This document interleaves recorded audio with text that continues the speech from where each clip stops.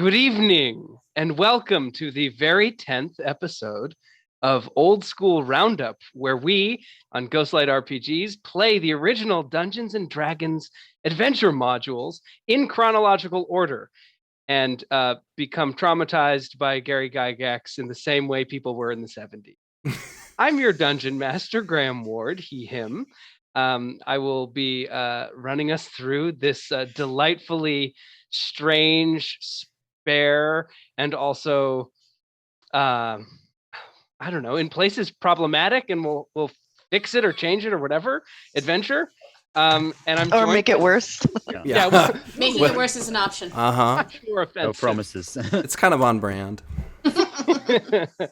Let's go around and introduce ourselves. If we let's for our prompt question tonight, as you introduce yourself, let's hear what is your favorite article of clothing that you possess? I'm ready. Okay, go ahead. Yes. I am Carson Wright. He, him. Trell Modan is my character. I still have no tooth, so thanks for following along with me. This saga is exciting. Nevertheless, the true narrative question is, when will Carson get his toothpick? No one knows. No one knows. My favorite piece of clothing is a T-shirt I got from one of the only Patreons I backed from a guy. It's a really cool looking T-shirt that's classic and weird. It's fantastic. If anybody follows Tim Rogers, he's my guy. Anyway, so it's a cool T-shirt for Truck Heck, a game that he talks about all the time that he's developing that we've never seen before ever. So it's fun. That's the most indie thing there is, right? Yeah, right. It's a great. Game that's never been released. Right, but talked about a lot. Cool. Thank you, Carson. Mm-hmm. Who should we popcorn to? Do I pick it? Yeah. Pass the popcorn. Is that what that? Emma. Emma. I think you pass a ball. Thank you. Yeah. I'll take popcorn. I like popcorn. Yeah. Hi, I'm Emma. My pronouns are she, her. I'm going to be playing a fighter dwarf tonight named Eberhard Burley Firebeard. And right now, my current favorite piece of clothing is it's a pink hat that I got for Christmas from my grandma with a little puffball on the end, and it keeps my head very warm when I have to go outside. Oh. And I'm going to pass the ball to Jamie, or the popcorn to Jamie. Yes. He's dying. That was a full popcorn ball. Yeah. Hi. Jamie Hansen, he, him, and I am playing Nob Bearclaw, he, him, a halfling druid tonight. And my favorite article of clothing right now, kind of piggybacking off of Carson's one, it's a shirt I got from H Bomber Guy, who's a YouTuber that I really like, and it's a flowery shirt with his face just erupting out of the center of my chest, like he smashed through a wall, and he's like Jack Nicholsoning out. And I wouldn't say it's subtle, but people don't tend to notice it until they've been hanging out with me for about 20 minutes, and they're like, what is happening here? What is this? And then I explain it, and they get really bored by the explanation. I'm like, I'm sorry I asked. Oh. Yeah. But anyway, I'm gonna pass to Rebecca. Oh no, I don't want this. Thank you. Hi, I'm Rebecca Muñoz, she, her, and I am playing Venka the mouse, who is also she, her. And my favorite article of clothing is actually the T-shirt I'm wearing right now. Well, it's a crop top, but it's got Donald Duck on it, and I love it because I don't own a lot of Disney stuff, which I wish I did. But it's really cute. And I always look really cute. It is. And it's Anytime back. cute. Cute. And so he's starting to fade now because I wear him too much. But it's my favorite. I always feel cute in this. And so I guess I'll pass it to Kelsey, the thrice regurgitated popcorn. Enjoy. Ooh, how? If that was in Jamie's mouth, I'll take it. I am in Carson's too. Yes, win-win. Literally everyone's. Yeah, everyone's mouth. I licked Emma's mouth, and I licked Jamie's. Okay, I'm Kelsea Botwinik-Hruza. She, they. I'm playing Howard Minton. He, him. And my favorite garment currently is I have an oversized old flannel shirt that I got at a thrift store like 15 years ago, and it's like the staple. If I'm having a night where I'm like eating popcorn and drinking tea and like not wanting to talk to anybody or whatever, like it only has 2 buttons, so it's just like one button right here and then a little sports bra underneath, and that's what we get, and it's just like so snuggly and nice. It's my favorite. So that's it. Shirts. What about you, Graham? I relate to what you're talking about because that's what I'm wearing right now. It's mine of those. I also have a like a very heavy herringbone coat with elbow patches that I bought, and it's like a little too big for me, and the cuffs are all frayed because I've been wearing it for like 10 years. And I'm never ever getting rid of it. I love that.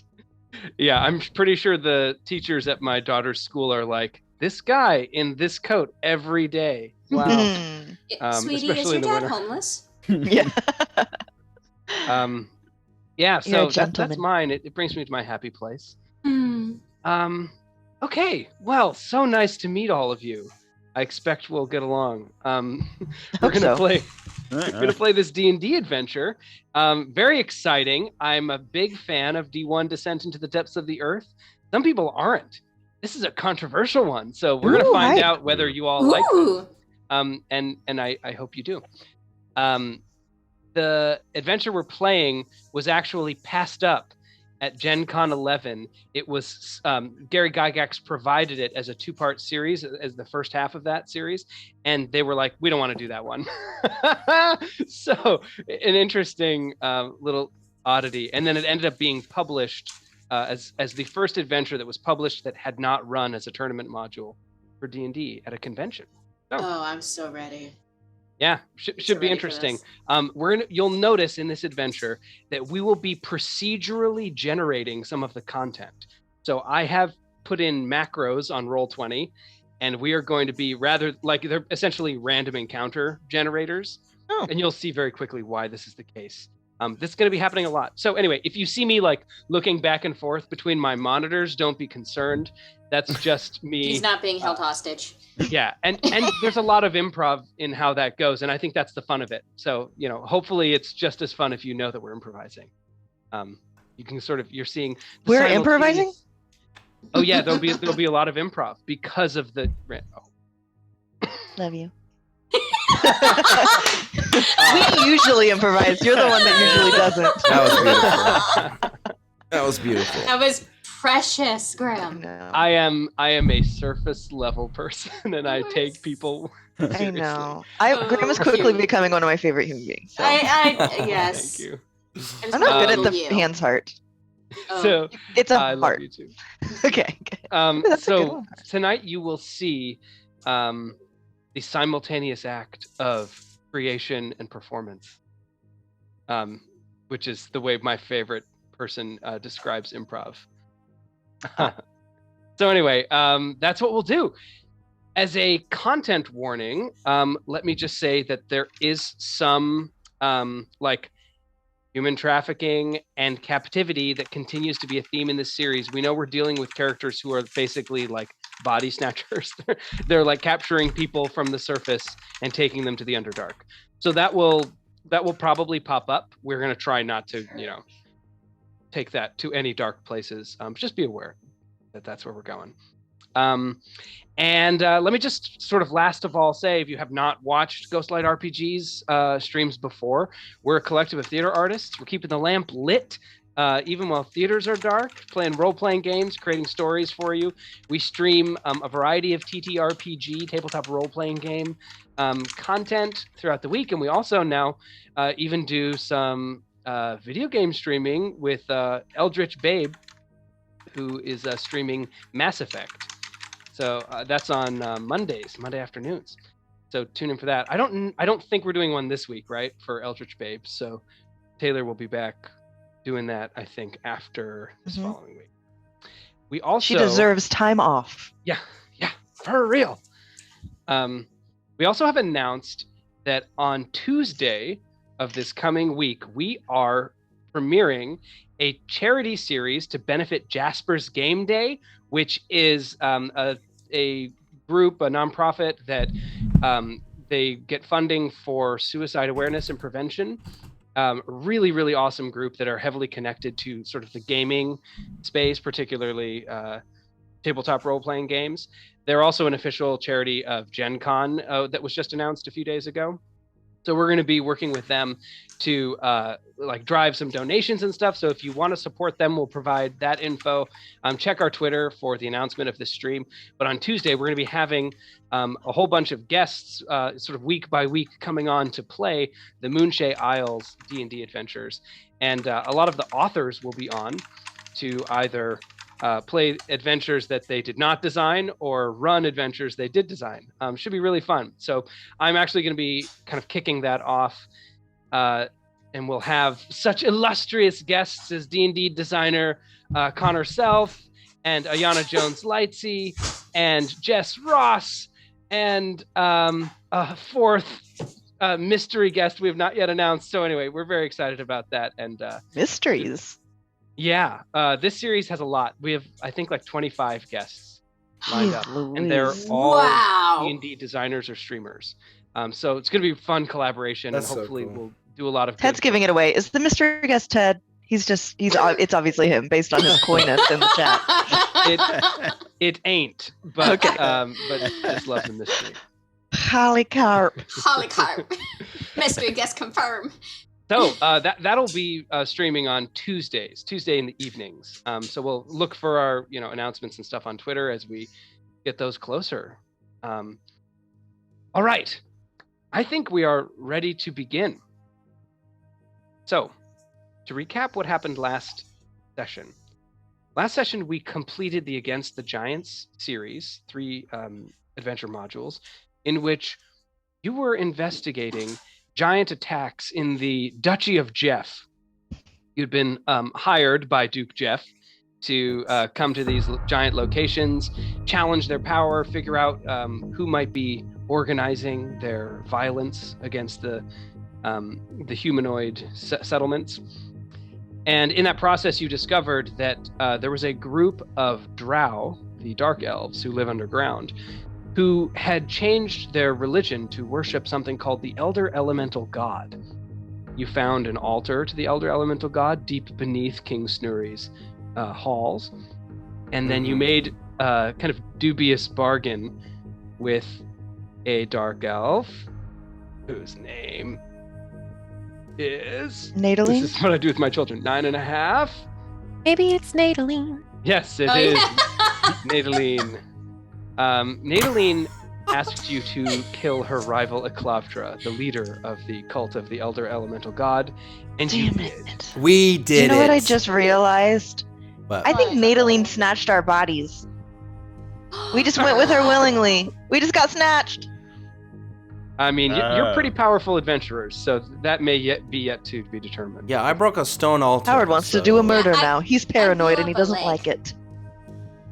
So, in return for killing her rival, her political rival, Uh-huh. amongst the drow, Nadaline has offered to guide you to the City of Dancing Lights, Erelai Sinlu, this mysterious, kind of mythic location that many of the dwarves have whispered about for generations.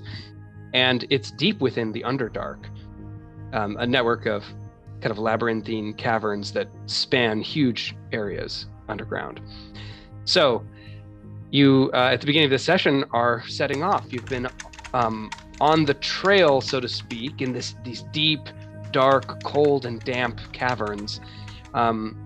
Generally speaking, the drow have been leading you along with little globes of light kind of bobbing through the air beside them. They like to keep one next to each person so you can sort of keep track of one another. And occasionally you'll see them kind of snap their fingers and those orbs of light will go out, and everything gets thrown into complete darkness, except for those, obviously, who have the ability to see in complete dark, where you'll see kind of black and white images around you as they scout the caverns. They'll listen, check the tracks. They seem to be very able in their navigation of this natural environment. But as you get deeper underground, the landscape also becomes more fantastic. You see glowing mushroom formations that provide this kind of bioluminescence, pinks, purples, and greens everywhere you can see. Occasionally you'll step into a patch of like soft earth and realize that the cavern that you're in is covered in this almost mattress-like blanket of vegetation. Howard has been collecting these, just little specimens, and putting them, he has little tubes. Yeah, excellent. Yeah, you'll find so many. You probably fill up a good dozen tubes just in the first couple hours. And then you're like, oh, I got to pace myself here. I'm stuffed. These are all species that you've never seen before. If ever the group kind of stops and becomes quiet, you can hear creaking, croaking, flopping of different sounds all around. There's clearly a vibrant ecosystem that exists down here, all of creatures and like flora and fauna that you have never encountered before. So, let me bring us to a map that shows you a bit of what our journey has been thus far. If you have never done a hex crawl, the concept of this is that each hex on this map, let me bring you down to where you're supposed to be, each hex on this map represents 1 mile underground. And it sort of gives you like a 6 direction grid in which you can like choose kind of where you go. So far, the drow have been guiding you, and they lead you 1, 2, 3, 4 miles, more or less in a straight line, northwest, until you reach this kind of darkened hex here on the map, which is a checkpoint. And at the checkpoint, you can see dark elves waiting in the shadows. They seem to be oddly like segregated. You see figures who are dressed in like a particular style of clothing, which you've identified with like the more masculine drow. And they're standing like in a line on one end of the cavern. And on the other end of the cavern, you can see these kind of flowing robes with spider imagery all over them. These are clearly the more like religious affiliated drow, and they are all kind of like female presenting. And as you approach, you can see there's kind of like a concerned discussion going on between them in their own language. And then eventually they kind of pass you through, and one by one, they seem to be writing down aspects of your appearance to sort of catalog you. Oh, don't like that. Okay. See? Burley is like looking between and I should mention Burley has like a lovely red beard. And so she is like looking between the two lines, kind of not sure how anyone would assess where she should go. Venka's gonna use her hat, and she's gonna be constantly like shifting stuff on her face. It's like it's just constantly just changing. She doesn't like that they're writing down her description. That's how you'll get caught. Latrell's like, it's a ATRE 2 L's.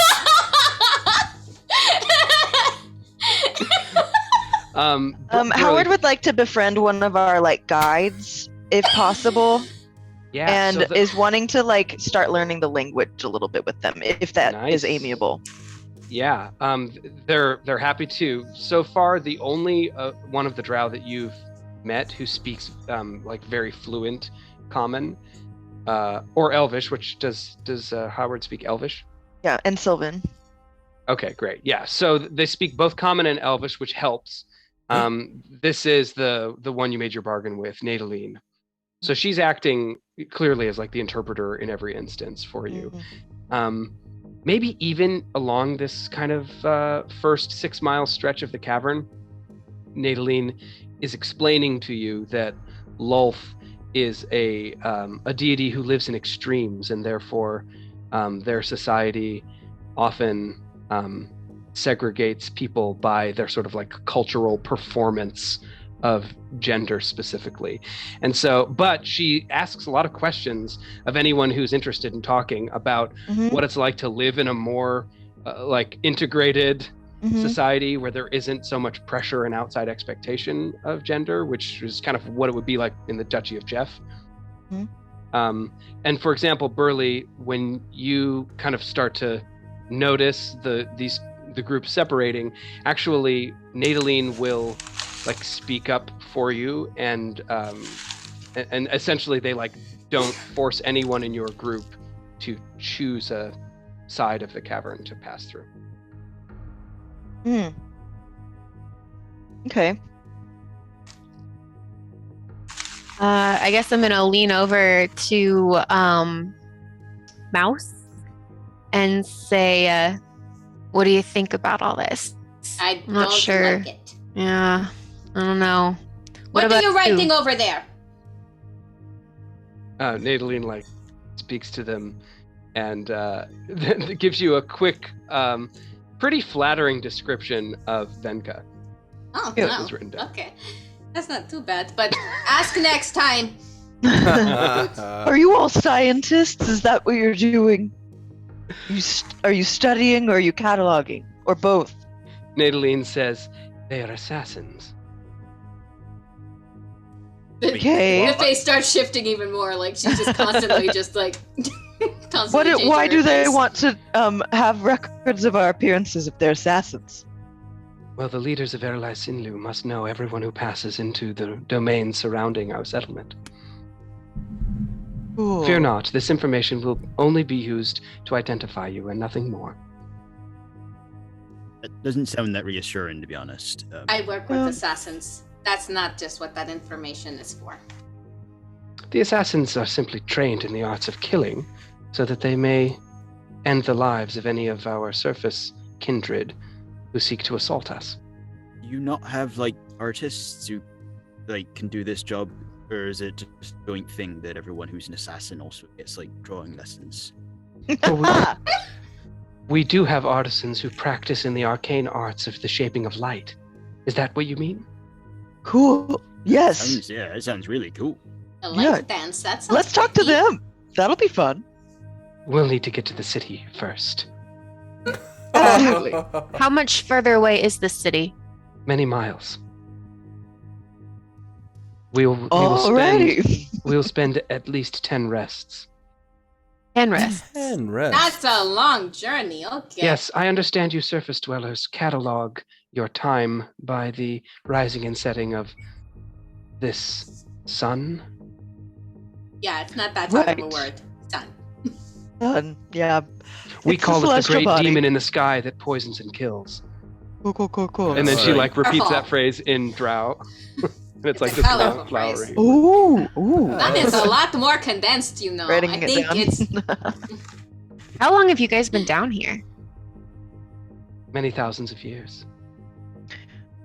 How did What you makes end you up down different from here? other elves biologically and culturally?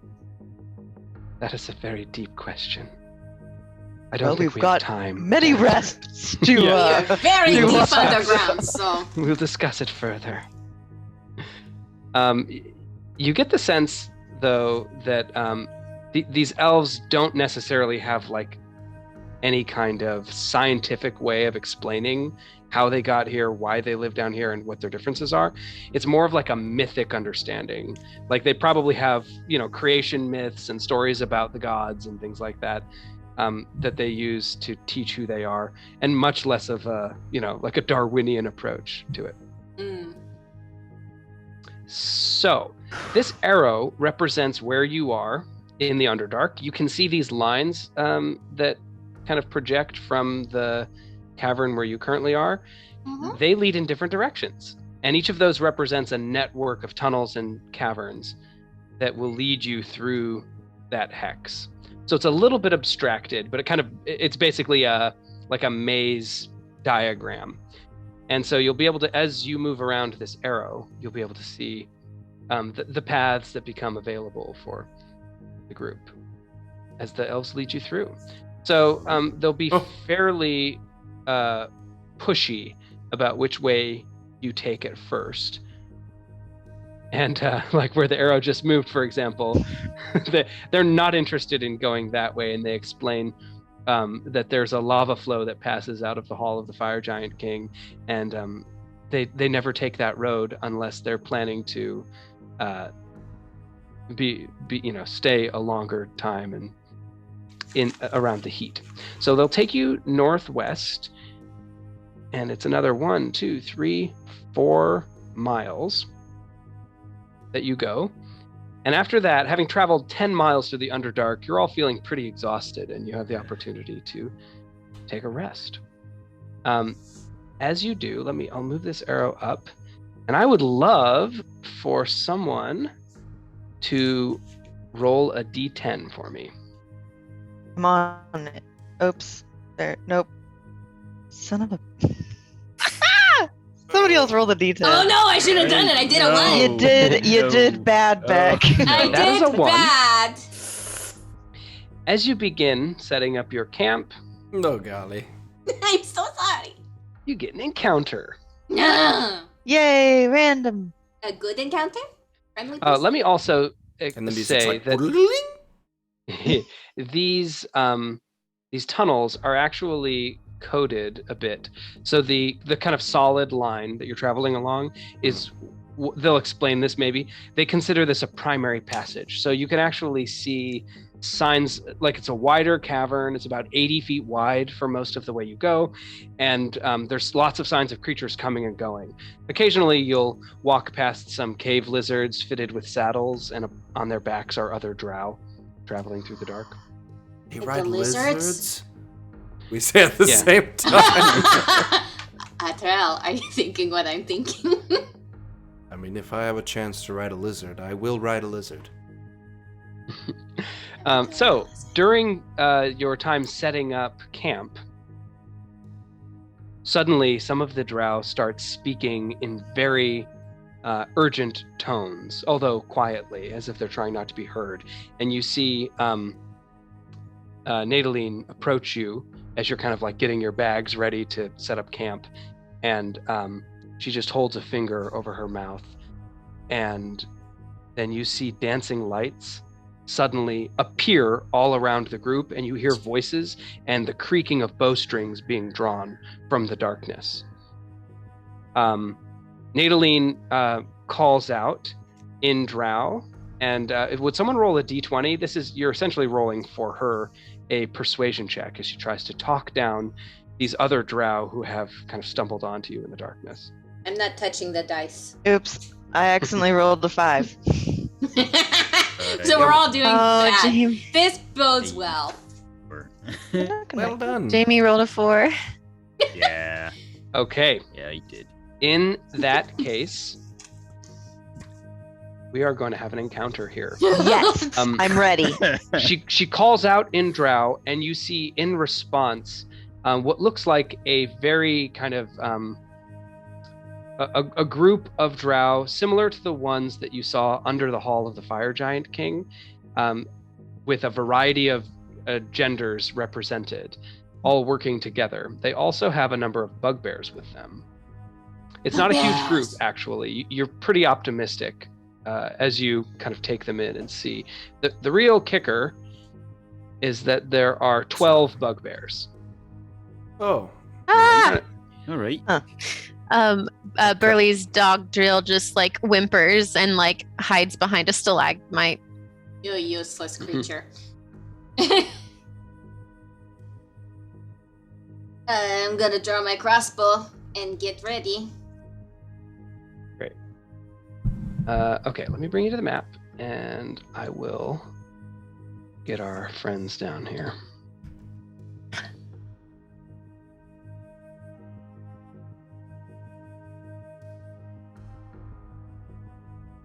Oh my gosh. We are in a cave. We're gonna get fighting inside of this cave. Don't And think- then we're gonna ride some lizards. Are any of them right? Oh, they're small. Oh yeah, that's so. All the giant-sized maps have the tokens. Oh. For the smallers. Oh, darn. Jeez. That's 12 so funny. bugbears. They're growing in front of our eyes. Ah, They popped off the ground like daisies. Like daisies. Becca. Where's Nadaline? Where's Nadaline? Oh, where is she? I need to get her. So what are each of you kind of thinking and doing as we see these enemies pop up around you? I think this the kind of static, not static, but like the energy in the air turns to like worry, and Atrell senses that for certain, and so I think whatever he's carrying or doing gets set down as he draws consequence, essentially before any of this even happens. Looking around, preparing for the first sight of something that he'll rush at. Similarly, Burley is going to take out her shield and her great axe, giant slayer battle axe, giant slayer battle axe as the dancing lights emerge and she can hear the sound of the bow being pulled, the string on the bow. Cool. Nob's just gonna kind of move down south to where it looks like near Nate. Are we surrounded by them? There are some on each side, yes. All right, then he's just going to kind of produce flame in his hand, but not just to try to make it look as though it's a sort of light aid rather than aggressive. Venka is going to... Is there anywhere Venka can kind of get some cover and try and slink into the shadows? So you can see there is a passage. Well, there's a little nook here kind of to the north. Mm-hmm. And then there's a pool of water, just still water sitting in a little drop in the cavern. So you could like dunk down there. I don't trust that. I've learned too many times, Graham. There's also ahead, you can see on this side, there's kind of another nook that appears with some mushrooms and vegetation that would provide cover. Okay, but I probably wouldn't be able to get there past the bugbears. Yeah, I'd have to just get at past this them first. moment, I don't think you're technically surprised because when they came upon you, they were like shouting and back and forth. Mhm. But you haven't had a chance to take cover before you've obviously been spotted. So I think at this point, Venka again. That's a lot. Oh, Venka. yeah, all right. Venka is going to make herself as dark as possible to blend into the shadows. She's just gonna shift and crossbow at the ready, and she's gonna stay kind of low to the ground, and she's going to move. She's gonna stand kind of by the priestess, just enough so she can keep an eye on her to make sure she doesn't try and like dip and ditch us. And yeah, that's all I got. I'm going to put a little purple dot on the drow. Well, let me make something more visible. I'll put a yellow dot on the drow that are not your allies. Does that make sense? So the enemies will all have a little. Oh, Oh, good, okay. thank you. Oh, Now you can tell that the ones you're with are all like very strongly female presenting. Clearly, that's like kind of the group that Nadaline is commanding. Love that. These bugbears, by the way, I don't know if any of you, I guess you have encountered bugbears on some of your previous dungeon crawls. They're essentially like 7-foot tall goblins, big, hairy, like beastly things, but they move light on their feet. They're really sneaky. So it's not like they're, like big burly creatures that are just charging you in rage. They're like remarkably nimble. And so they're all kind of springing this little ambush. So let us roll initiative. Yeah. all right. I wanted to send the result of Oh, this no. roll to the I turn did well. tracker. Every time you want to. I do. It's supposed to be a 15. Let's see here.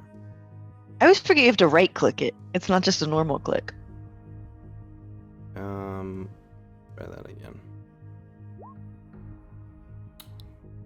Just go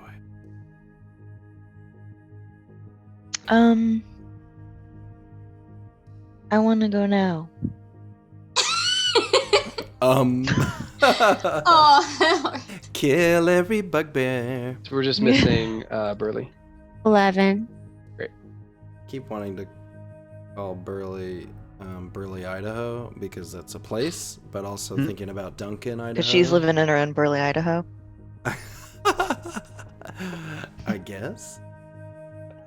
It's just because of Duncan, Idaho, and also the place called Burley, Idaho. This isn't a very good joke. that is a Everyone, place. welcome to this awesome stream. I'm doing Welcome to this joke. Wait, We're all on the same page. I need to explain a little further. Yeah. I just keep talking. Oh, jeez. Where are All bad right. guys? Let me cut. We're ready to begin. Venka, you have shot up in anticipation of this, and you can act. okay. And so we are definitely in fight mode. Like, these guys are definitely coming for us, yeah? Yeah, so the 3 drow, which actually maybe not as many as you might have thought at first, all have drawn crossbows. And the bugbears seem to be wielding morning stars, these kind of like clubs with spikes driven through them.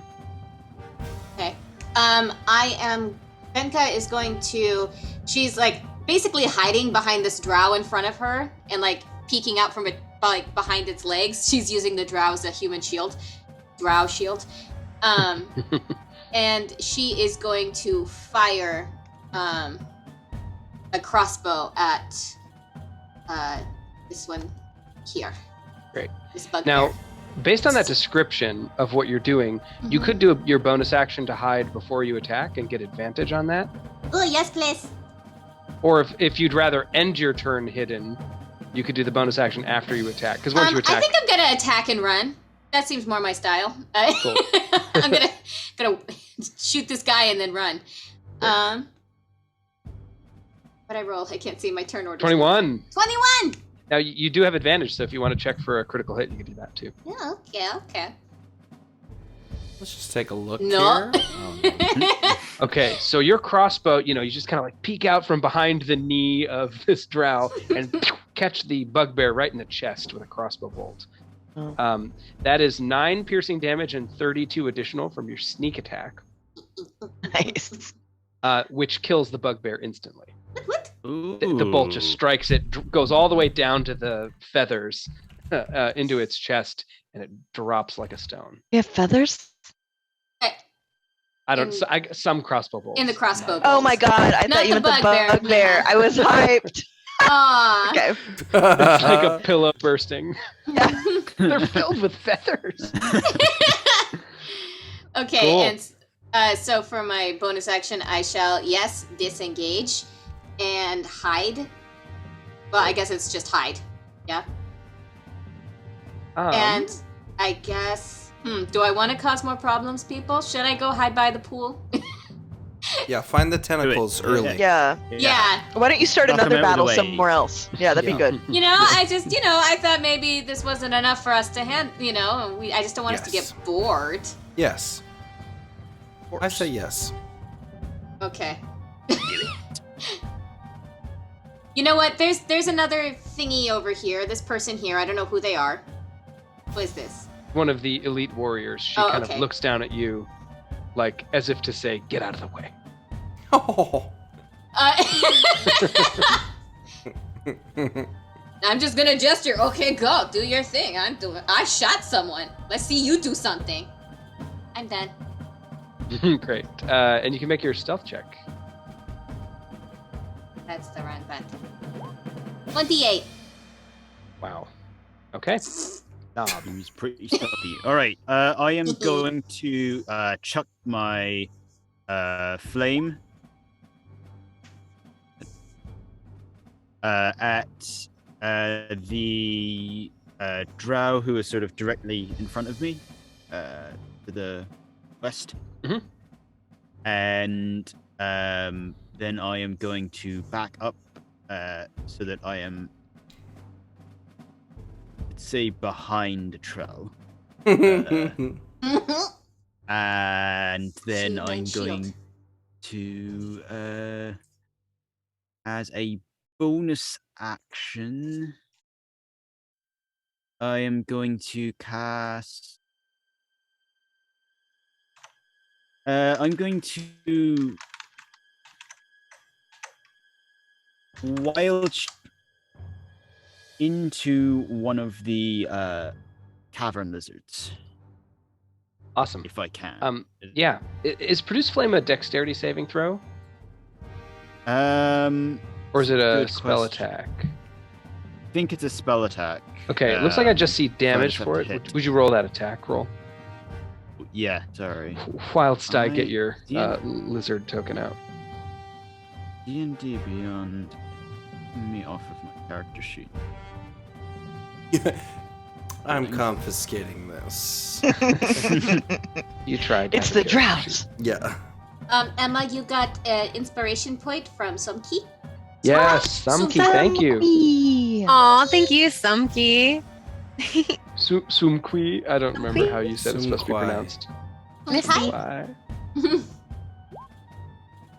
I think. Thank you, That was- Kate. That was I love still you. just damage, so I'm... For being delightfully chaotic. Just do it. I haven't even Oh, pulled out my dynamite delightfully yet. chaotic. Yeah. Oh my gosh. Oh, why that's not... that would be a 21 to hit. Yes, okay. That does hit, dealing that 11 damage. And then, yeah, I'm going to turn into the lizard. Very cool. All right. Your body shifts into the lizard. Obviously no saddle at the moment, but you would be able to allow someone else to mount you if you want. Ooh. Ooh. Stop. said it, Graham. Dibs is all I'm saying. Yeah. Knob cocks an eyebrow and just looks around. A little Yeah. lizard eyebrow. Yeah. Could not know. Fork tongue comes out, just... He has suspenders and he's like,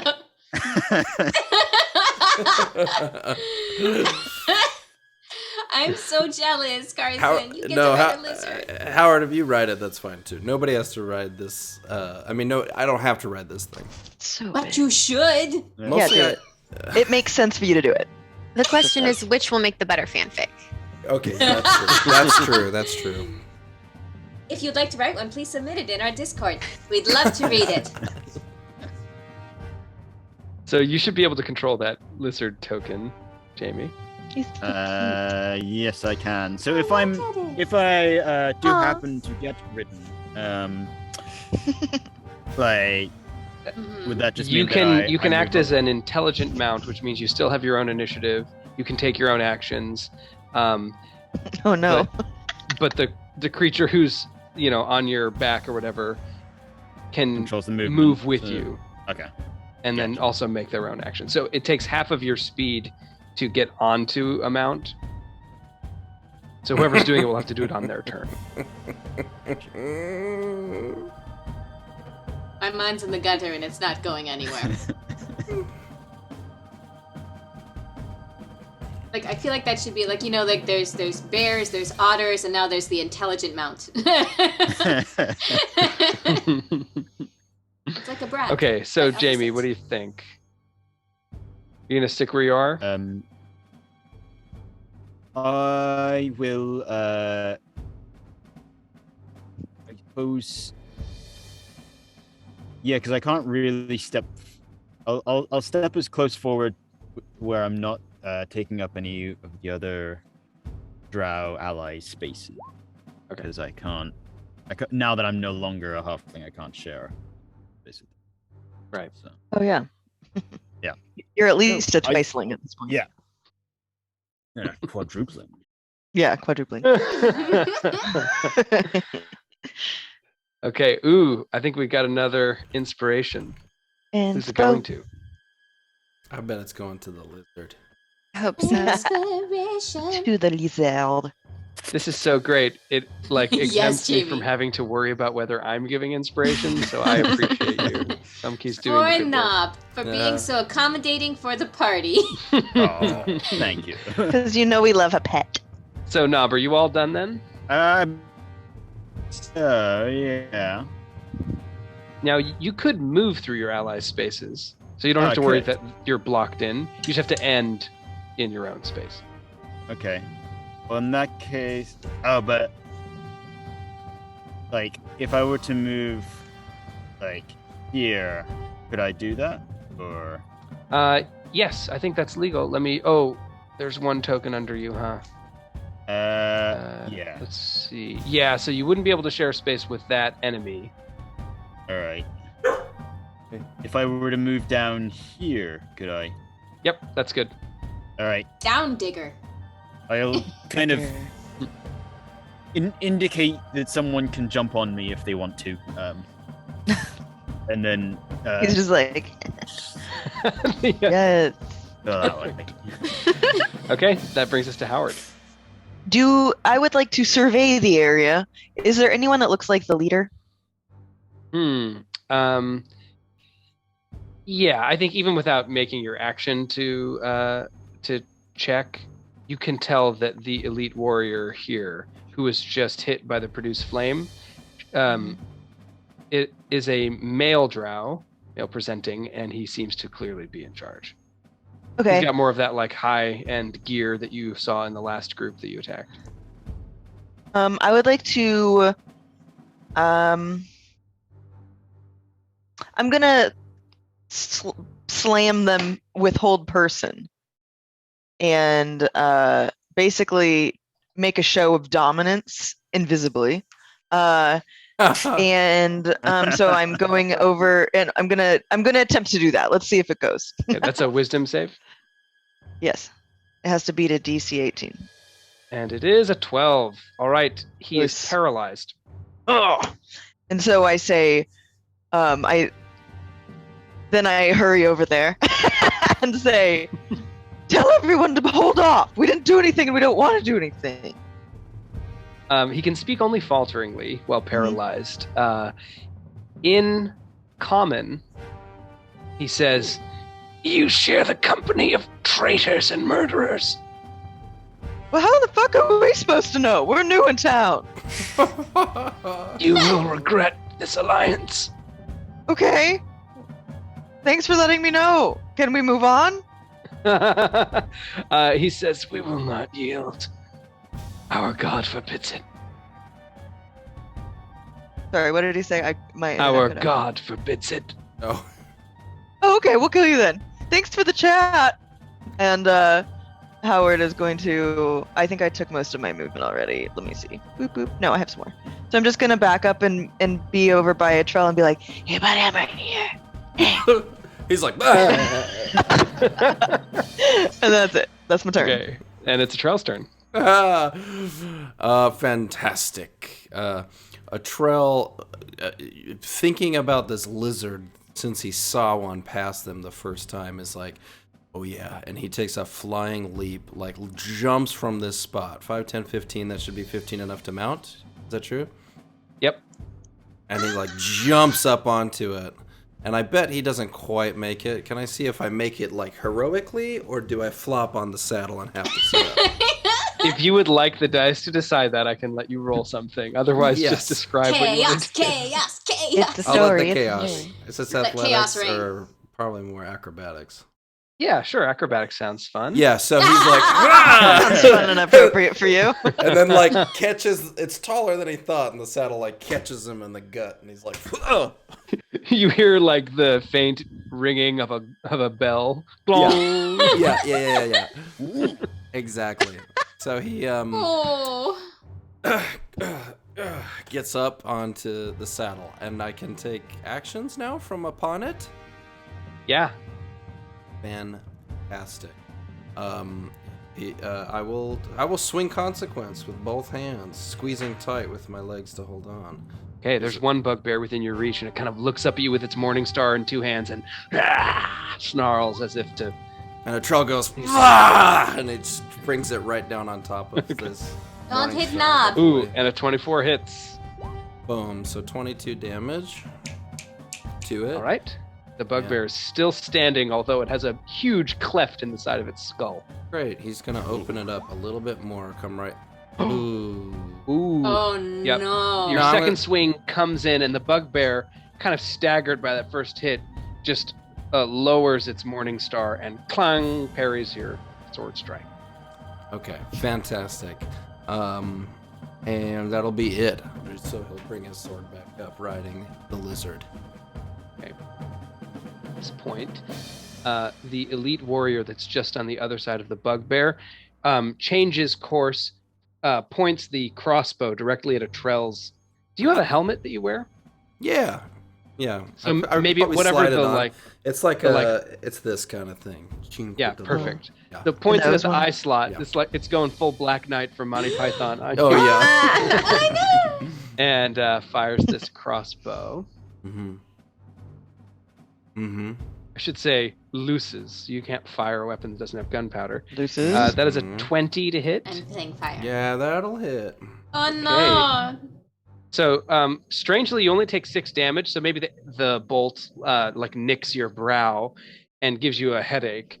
But I also need you to make a Constitution saving throw as the drow poison that you've experienced before starts to set in. Okay.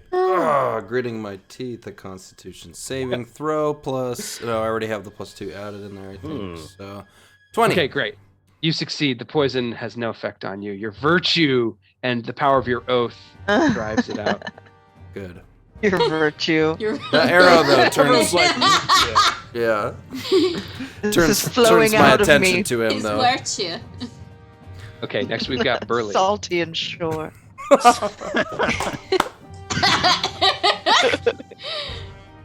All right, Burley's Martini glass helps. going to look at the person in front of her. Rolled an 18 for my first attack with the Giant Slayer battle axe. Does that hit? Let's see. So just so you know, the drow that don't have the little yellow dots on them are actually your allies. Oh, so You may want to Burley sees the first person in front of her about to attack, and then it's like, I was like, oh, oh, sorry, my bad, my bad. What do we all look the same to you? That's how she talks. Racist. That is Sorry, the downside of the sorry. tokens all looking the same. Gosh, okay then. Early. My bad, guys. And I guess, oh wow, okay, so I can either run into the horde of Fearbolg, or I can run away from the herd of Fearbolg, it looks like. Okay, I will. Your speed is 25, right? Yeah, actually, I have 30, so I think I'm just gonna. I'm gonna run at this guy over here. This person with this yellow dot, and I'm just gonna take my axe and I'm gonna just slash at him. 18 to hit. Yeah, that hits. Okay, and then damage will be. Looks like it'll be 9 damage, and then I'm gonna attack 2 more times. Great. It's a pretty heavy blow that you deal. You think one more hit like that would definitely down the enemy. Okay. The second one was only a 10, so I don't assume that's gonna hit. Aha, yeah. So this drow, in terms of its And then, his and then gear- a 12. Oh man, yeah. So he's wearing a chain shirt, and maybe is like just managing to kind of back up enough that you're only hitting him with the like bare tip of the axe, and it's just scraping against the chainmail and not doing any damage. Burley's gonna say, "Stop running away! Fight me like a dwarf!" Nice. And I'm done with my turn. Okay, that brings us to your ally drow. So Nadaline kind of like makes some quick commands, and you see the drow that are in the camp. Most of them are still like grabbing their weapons and so forth. 3 of them are gonna get some crossbow bolts loosed. You notice that their tactics in fighting you in our last session are not being employed here. And it's probably because the drow know that their natural advantage, like in the darkness, doesn't apply. So they're not like casting darkness spells to befuddle the enemy. They figure the enemy kind of expect that. But the first crossbow bolt strikes the drow that Burley wounded and instantly kills him. Oh. Maybe it like, you know, he's looking at you kind of concerned about the wound that you gave him on the first hit, and then suddenly the bolt comes in on the side of the neck and he falls. Hey, that was mine. The the drow troop who shot the bolt, she just kind of grins at you and gives like a nod of respect. Not back. Okay, a Nice. second bolt is going to hit a bugbear. Third bolt will also hit a bugbear. So this bugbear right here takes 2 shots. It's going to make some saving throws. Don't you love it when you're the dungeon master and you just get to roll against yourself? Mhm. Fun Oh yeah, times. the The best. best. Love All when you right, have to this have bugbear conversations. is poisoned. As it's poisoned, it drops unconscious. I'm gonna Ooh. turn the token sideways so we can see. The bugbear is like running forward with the morning star, and then suddenly the bolt strikes it, and it kind of like and just drops. So then, actually, after that happens, the other attacks will go against different targets. The drow, you sense that's what their poison does. It puts the creatures to sleep. Hmm. Okay, the ones who didn't fire crossbow bolts do close the rest of the distance, while Nadaline begins casting a spell. She kind of throws her hand out, and you can see, as if she's like scattering sand, you see this wave of violet light sweep over the group that contains the leader here, and then the 3 bugbears next to the leader. And they are all going to make saving throws against fairy fire. Ooh. Light them up. Put 'em up. Fairy fire. I know. I was thinking the same thing. Bugbears on fire! Yes, that's what I was thinking.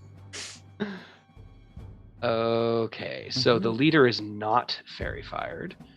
And one of the bugbears also dodges the light, but 2 of the bugbears then start to glow, and they will give advantage on attacks against them. So Atrell, the one that you had been fighting, starts to glow. Aha. Oh. I'm a cut. Okay, then a couple more melee attacks, and I'll put them in position as we do that and do the hit points and so forth, and we'll go to the enemy drow. There's only 1 left, and this enemy drow troop is going to likewise cast Fairy Fire, seeing that there are some non-native Underdark dwellers here, and hit Atrell and Nob the lizard. So Atrell, make a dexterity saving throw. Obviously, you get your bonus. Nob, you'll make it as the lizard.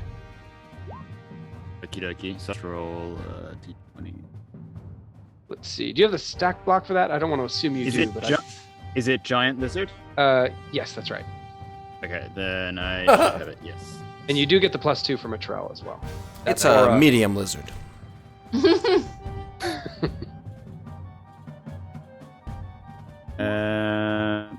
So 12 plus 2 from 12 plus 2, so that's 14.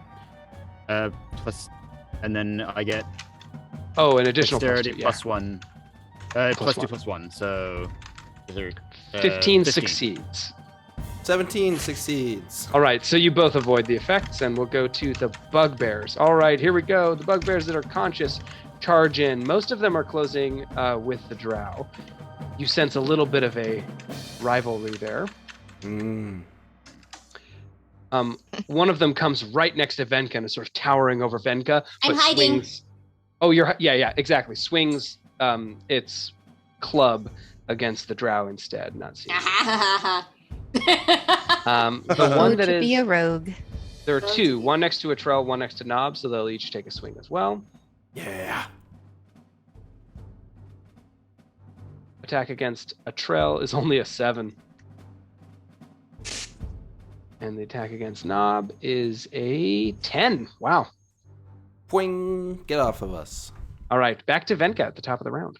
Alrighty, well, there's this bugbear literally like standing right over me, so she's just gonna point up and shoot the crossbow. Great. That'll give you advantage. Oh, you know what? Your advantage is counteracted by being within 5 feet of it. Oh, That's well, all right, because her first roll was a critical. It's great. No, that's So a you- nat. Either way, you crit. Yeah. Oh, I thought it Oh, was that is a Hey, you beautiful crit. thing. Good crit. good Yeah, crit. good crit. Okay, So much I was like, damage. wait, it's green. It's Got not red. that It's good, green. that good crit. Got And that so, good. yeah, Your just sneak shoots it attack. right up. Your sneak attack alone is 44, and then you do an additional 15, so 59. That is enough to instantly kill with no chance of like death saving throws or anything like that. Just massive Okay. damage. Wow. Mordor. So yeah, Venka just aims up and just shoots it right underneath, and then she like just puts down the crossbow and looks over at the drow that was giving her attitude earlier, just like. The drow's face Hello, kind of Venka. drops, and then she resumes the fight. I'll take it. Still have a bonus action and movement if you want to take any. I think I'm going to just slightly. That's the wrong button. Venka's gonna adjust over to this side so she can snipe any but these. When it's her turn, she can snipe any of these who are now moving in. Cool. Okay, one more stealth check, and we'll move back to Knob. Hey, I No. clicked you. Oh, I did click. Ooh. 34. Natural Wow. 20. Natural Whoa. 20. That's 2 natural 20s in a row. Whoa. What's up? Cool. Good day for it. Good day. All right, for it. back to Knob. Yes. Lizard Knob will like throw his head to the left and do a bite attack against the bugbear that presumably swung at him. Cool. I believe it's 4 attack. That's an 11 to hit. Let's see. The 11 will not quite hit the bugbear. Okay. Well, I think that's all I can do.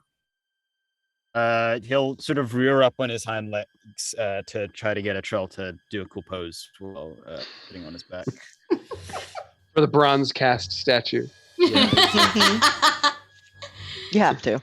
You have to. All right, and we'll go to Howard. All right. So Howard is going to do his speciality and just cast Fireball right here. Shit.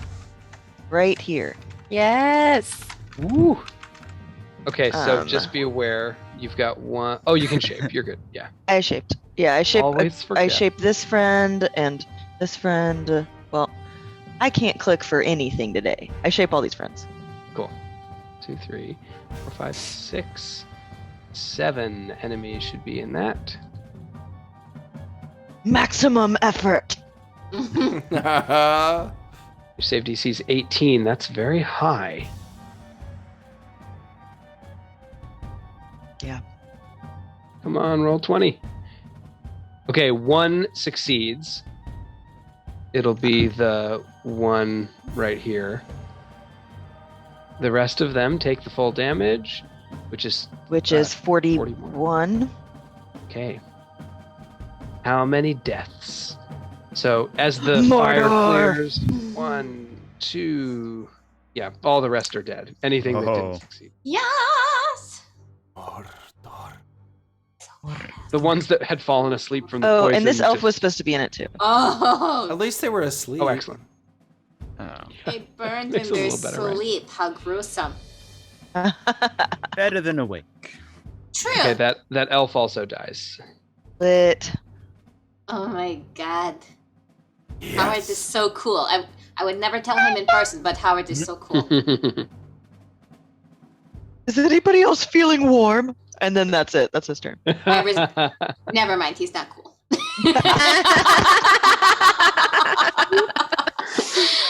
Revolt. Guy on the take it all cats back. team at work who is Howard, and I'm in love with him. Like, we're gonna be announcing our engagement any day now. I'm not gonna dox him and say his name, but his name's Andy, and he's Howard. It's great. Full inspo. Yes. Okay, Atrell, take it away.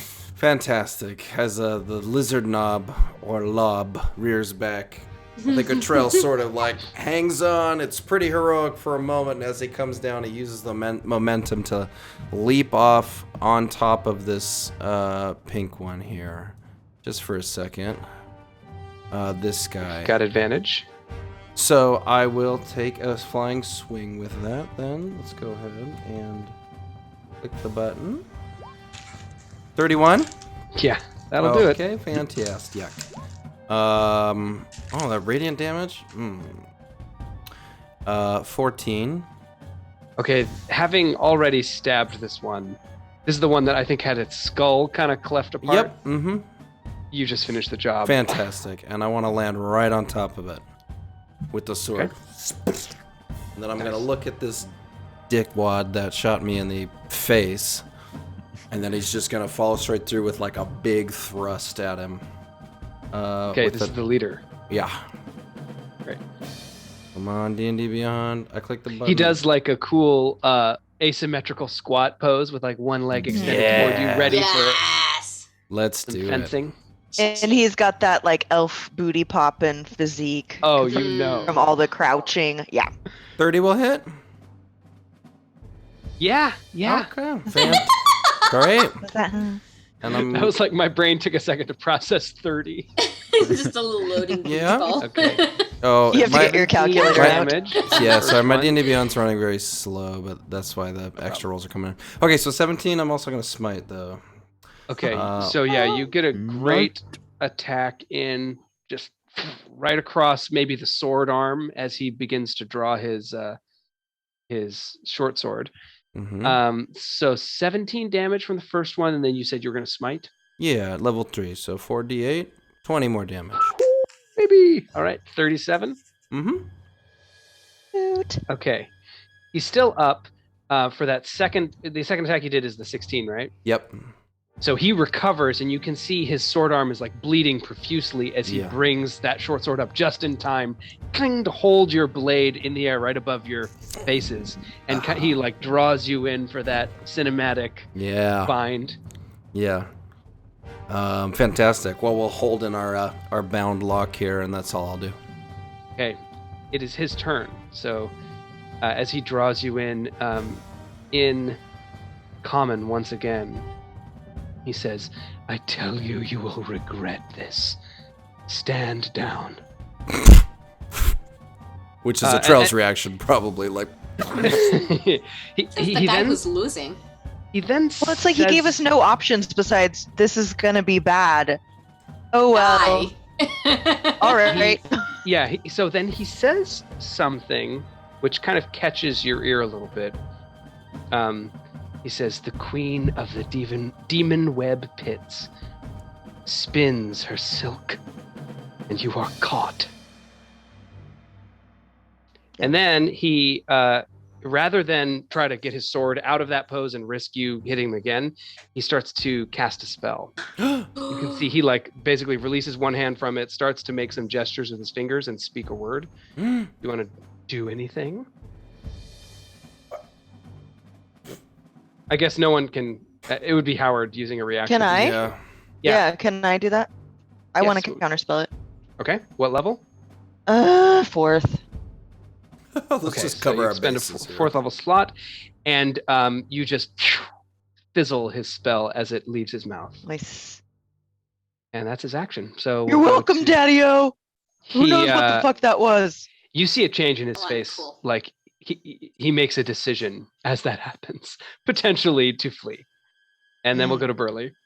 But Burley doesn't see that facial expression, and so Burley's just going to round up behind him, see that he's locked in combat with her comrade, and she's just going to take her axe and just try to slash him in the back. Yes. Okay. All right. Nice. See here.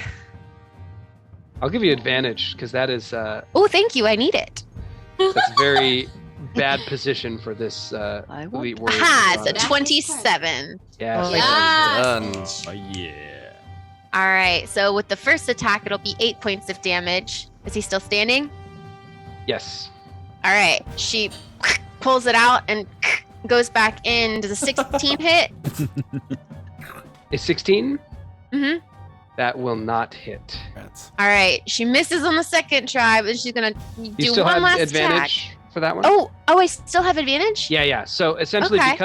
because he's in this pose where he's holding a Trell's sword back, you've got an open shot on his back. So that's what's giving you the advantage. Well, the second one still doesn't hit because I rolled a nat 1 for my second roll. Great. So your sword just kind of, for some reason, strikes a part of the studded leather armor that prevents that.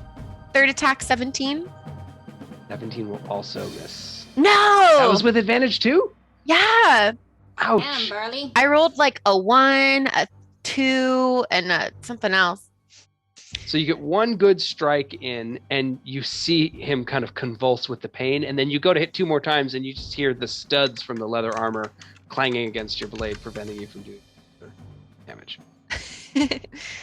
Well, that's my turn. That's Okay. being a fighter. And you'll hold your ground there? No other movement or anything? Yep, I'm just gonna stay there and get ready to hit him again next time. Okay. Nadaline, on her turn, is going to continue to kind of give orders. And then last turn she cast Fairy Fire. Now she's going to take advantage of it as she shoots her enchanted hand crossbow. This time shooting at the bugbear that is beside Knob. With advantage. Oh, you know what? Sorry. The bugbear beside a trail that is fairy fired. It's a 27 to hit. The bugbear takes 9 piercing damage and then makes a constitution saving throw. And drops unconscious.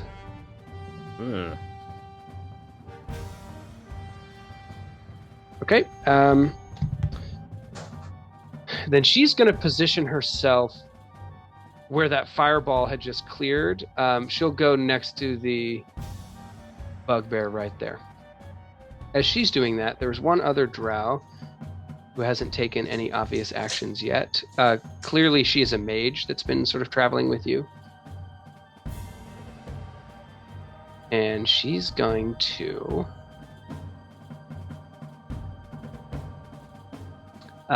extend one hand, and you can see out of each finger what looks like a violet spider web kind of fires, and then they like squiggle through the air and strike the leader of the drow, who automatically takes the damage with no attack roll or anything required. This is a magic missile spell. Oh. Ooh, love it. Creative. Love it. Okay, and that is 9 damage. The leader's now looking very hurt, ready for a little coup de grace. Oh, eat its head. The other drow troops are going to just kind of form up alongside you. Let's see. Most of the Check out its innards like a crawfish.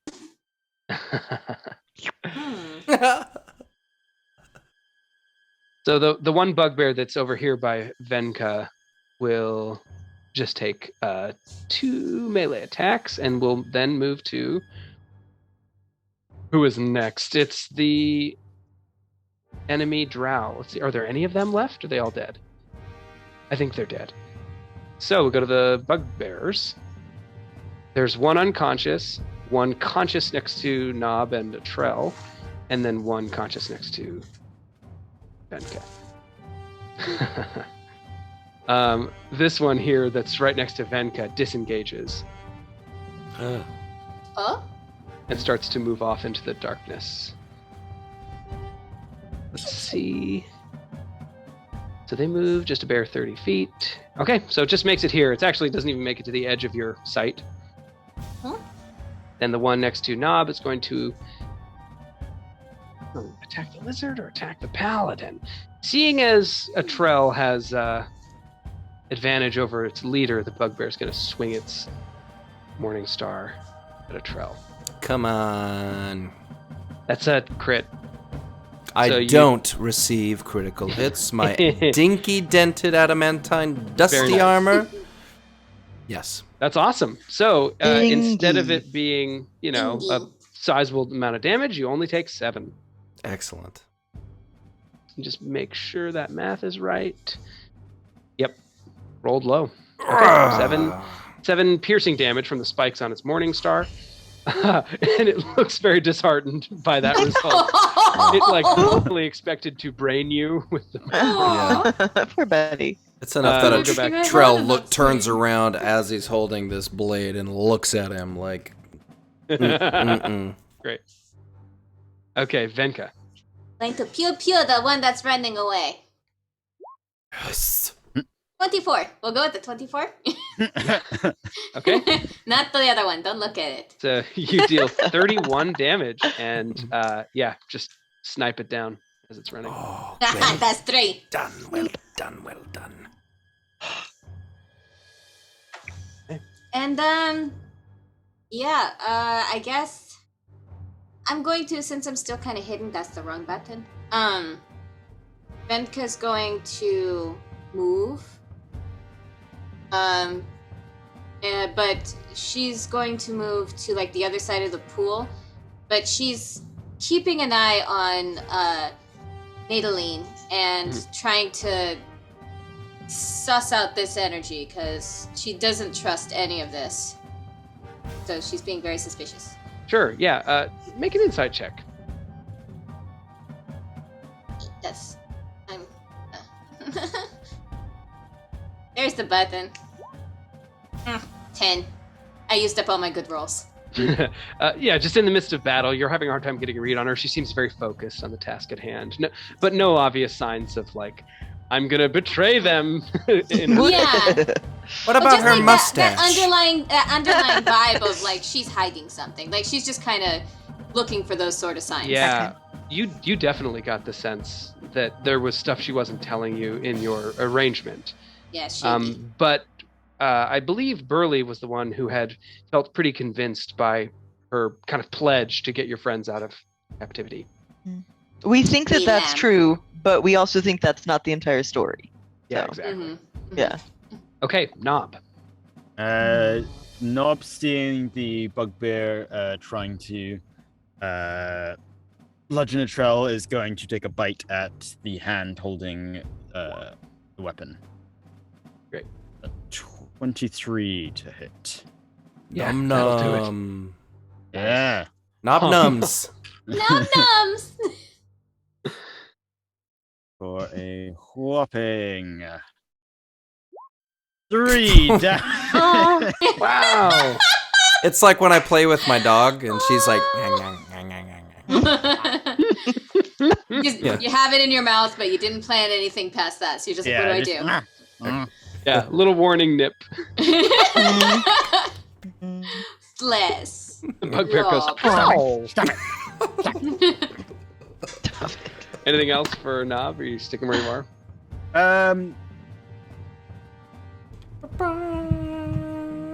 Yeah, I'll probably stick where I am. Okay, go to Howard then. Of these two bugbears, this one's poisoned, right? And this one is Yep. just been nibbled at. Which one seems the most hurty? Oh, the one that's poisoned is definitely the most hurt, but it's also unconscious. So, and lying on Cute. the Okay, ground. fine. So I'm going to move closer, and I'm going to stand on this dead one, and I'm going to. Can I take off my ring and do an action, or no? Oh, good question. I think it's an action to take off the ring. Take it off. Okay.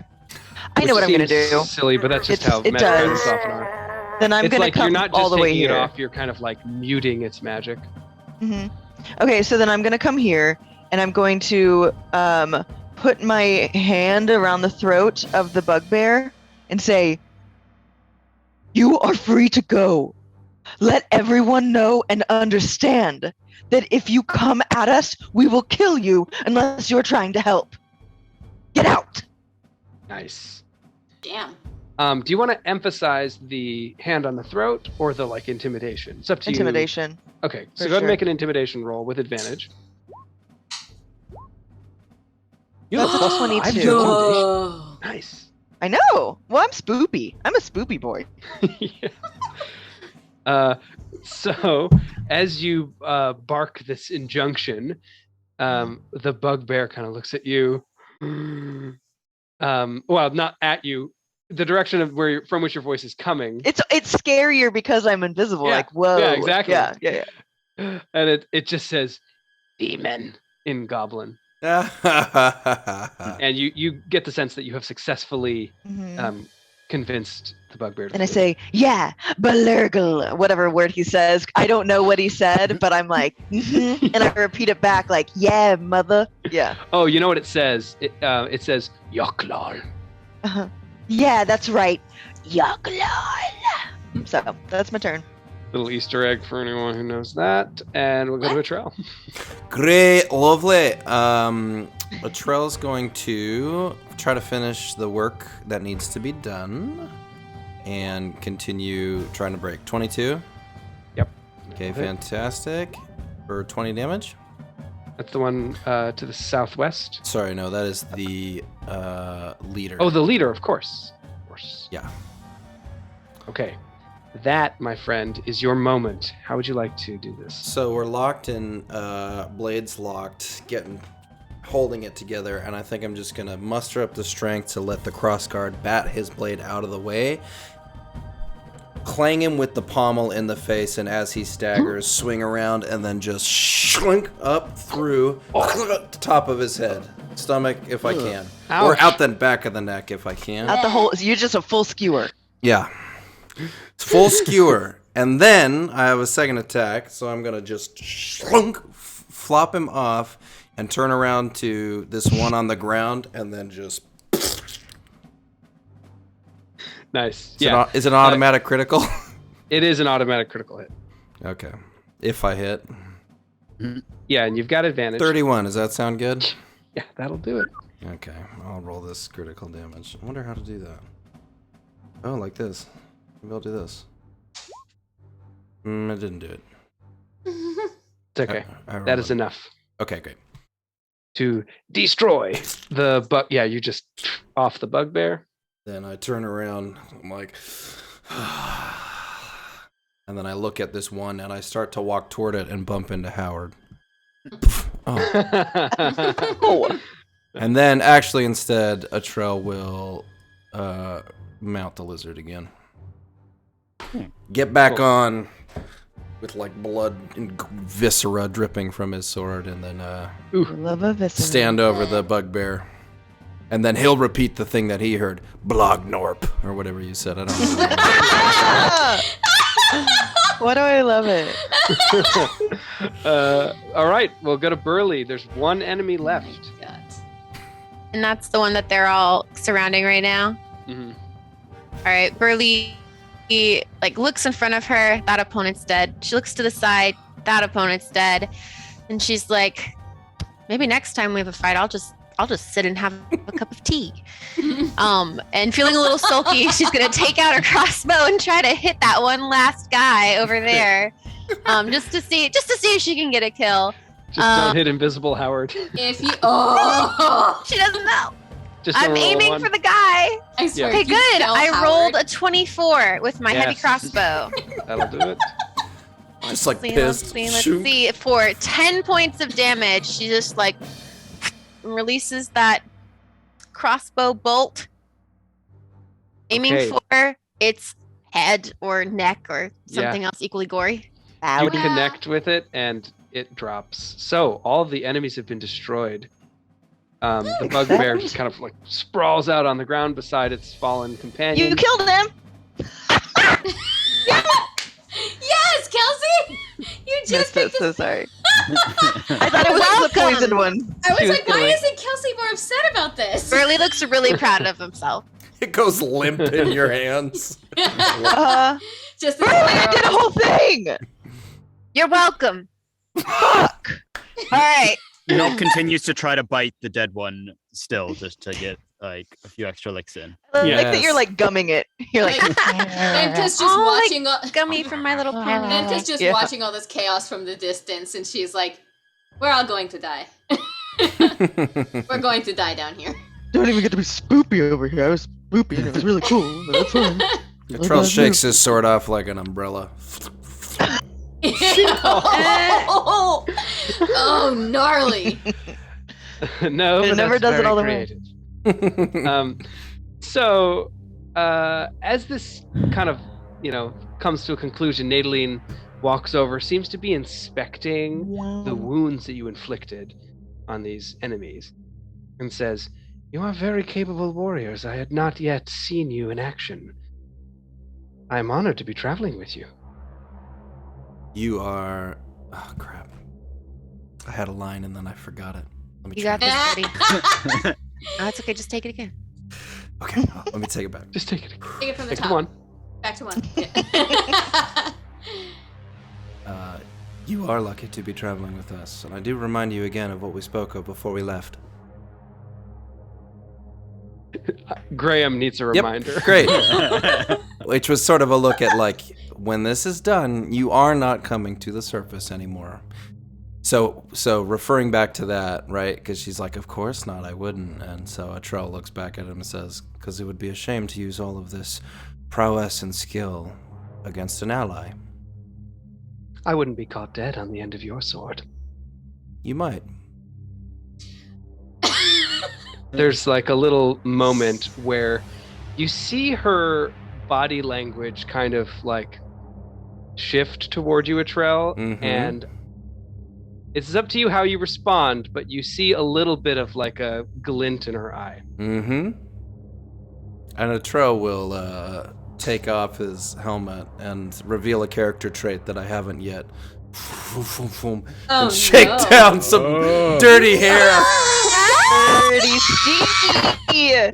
They smell like It'd be 3-week-old gross. jeans. Yeah. Like, It's like for realsies helmet hair. Yeah, it's like kind of wavy and kind of stuck in some places. And then he'll just finish a good shunk into the sheath on his back. and Howard walks by and is like, you hear him behind you. Let's see, Venka, will you make one more insight check? As I'm assuming you're kind of continuing regarding her the way you were at the end of your last turn. 19. Okay, you see her watch Atrell walk away, and her face has a subtle shift where she goes from that like glint in the eye, double entendre thing to like utter contempt as he turns his back, and then she turns to the rest of you and smiles And he has that effect on and people. says, "We should set up camp." Do bugbears have pockets? They're mostly wearing like loincloths with some armor scraps. I don't need to know what's in there. Okay, Loincloths just with. I want to make like a set of What do they have under apparel. there? What's I want Dungeons and inside? Dragons themed like t-shirts that just have like things that certain classes say, and that's like just rogue stuff. Do bugbears have pockets? Pockets, yeah. That is like vintage rogue. That's That's good. But yeah, Venka definitely notes that change, and she's definitely going to be keeping a close eye and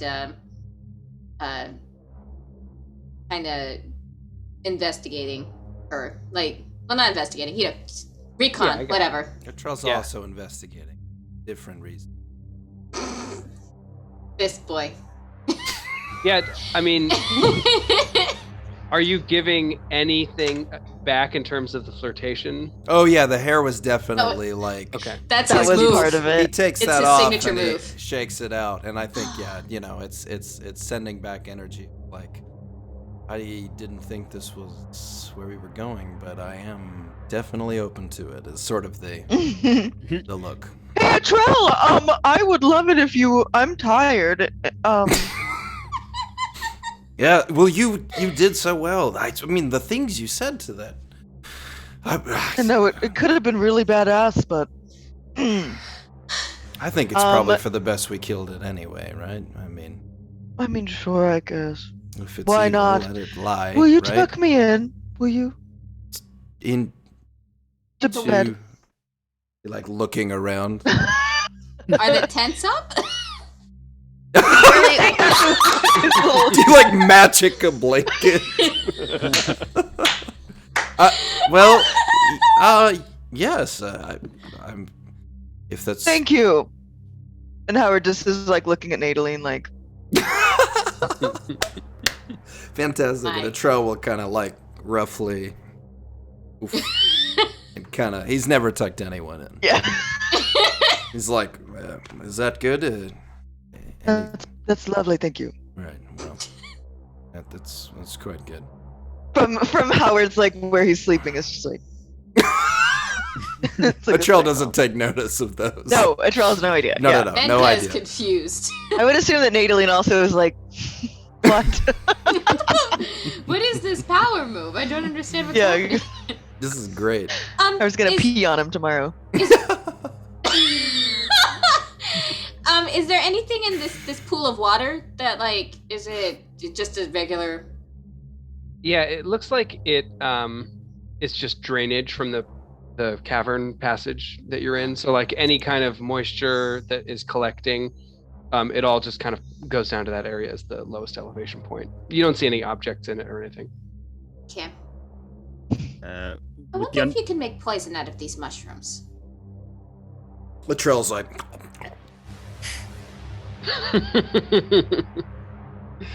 are they? I mean, if he smells them and ate one, is that bad? If you go to like look at one as though it might be tasty, bring it close to your mouth, sniff it, one of the drow comes up to you, puts a hand on your wrist and lowers the mushroom away, and then produces another one.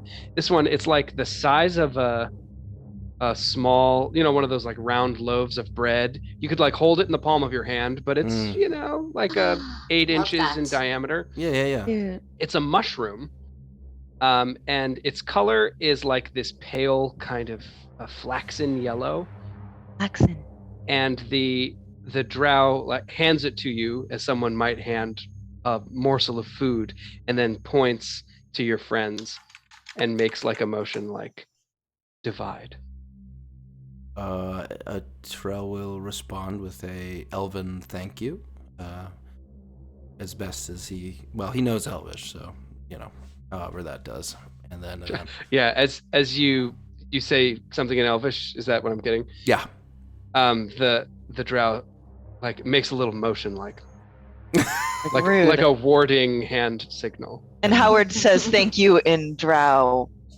That's what Oh. He You've knows been picking it toilet. up. He knows like Yeah. hello, Where's the library? Bathroom. library, right. train station. Yeah. Mhm. Great. do you speak common? Do I? No, never mind. Do you speak common? No, Get it, you got it, speak got it. common, yeah. Thank Everyone you. did it so literally. Dos I'm so cervezas, good. por favor. Yeah. On that note, Nobs, seeing that food is coming, is going to, with a pop, turn back into a halfling. Oh my no. god. Venka is going. That was to... you? No. Where do you think it came from? I don't know. I thought maybe one of the that cool trick. Oh, thank you. This Thank you. dwarf. What And, else can you turn into? I can turn into many things. I don't do it very often. I don't like to. He chooses not to. A Yeah, Trell, it's a Trell comes over and flaps a big hand down onto his shoulder, kind of squeezes the meat of it, and Ed is like, "You were beautiful, and I hope one day I can ride you again soon." This whole You weren't so bad yourself. There's it's just a dating sim now. It's just a There's dating just sim so for a much troll. sex in this game. listen. Gary What's Gygax happened? would never have guessed. Who would have Yeah. guessed? Who will he Gary end up Gygax with? had no idea. It's the You're Underdark, and Trell's eating a few mushrooms. There's a lot of things.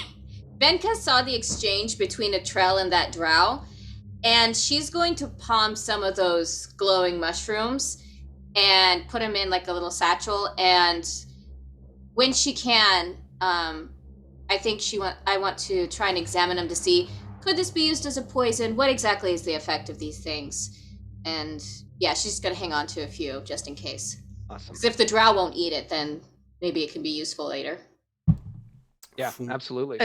Drill is gonna go up to a trowel and just look up at him, hopefully.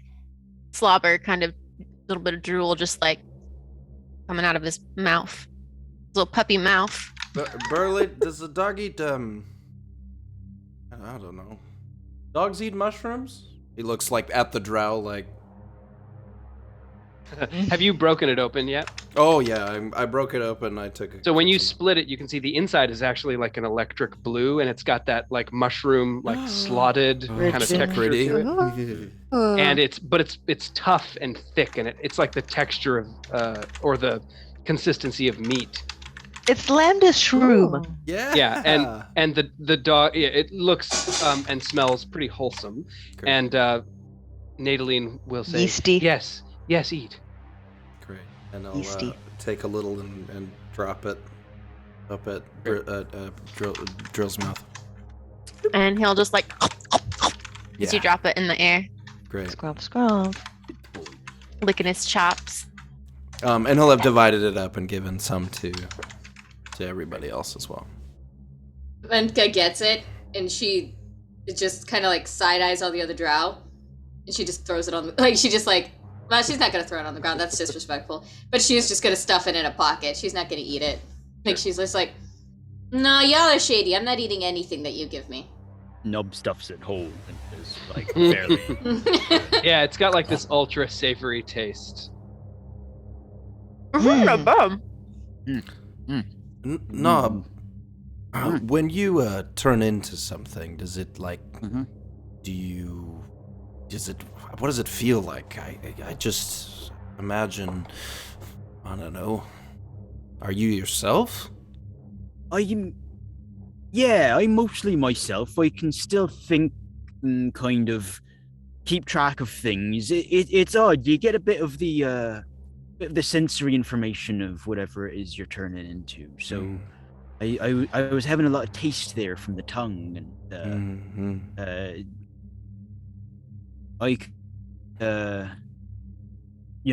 bet it's you odd taste blood feeling- really well. I do. Actually, the bugbear didn't taste particularly nice. I have to say the mushroom is a better flavor. He's gonna Interesting. like wipe his mouth and get some hairs out as well. Bugbear arm. Yeah, it's So the things from when you were a lizard transform back with you? I'm gonna say yes. That's Sounds like it, yeah. yeah. That's why I try not to eat too much stuff when I'm in animal form, because like that was a big lizard and I'm a little fella, and Yeah. one time it Volume wise, yeah. Magic is weird. you can have a lot of projectile vomiting afterwards if you're not careful. Gross. The stomach can't handle that much stuff, so it'll kind of just force its way back out. Mm-hmm. Burley's just gonna move her stuff away from Knob's stuff. I think Drill and I'll sleep over here tonight. No, it's fine because I can stay in that form for 6 hours, so I can digest most of it before I turn back, and then it's mostly a liquid form if it does come back. Well, that's convenient. Oh. When you turn into something, do you choose how it looks, like color and things like that, or does it just Gender? Gender? Yeah, I can, so long as I've seen it before, I can turn into it. You could turn into Drill. I suppose Jill I could. looks up like, oh, I'm like burn slut. I think that is how that No, works. just- Yeah, I don't see why not. Just not humanoids yeah, yet, or are you high level enough that you can do humanoids? I can't do humanoid. Ooh, that's. It was like, what's a level? That'd be weird, right? I'm very mistrustful of people who can turn into different looking humanoids. Check this out. Looks over And- at Benka. Looks And like at Benka's Becca. across the room, just like. I do have a new spell, and if we're about to fall asleep, I want to try it. Blow our I am sluts. offended. Spot. You're on my list. Look, it's just.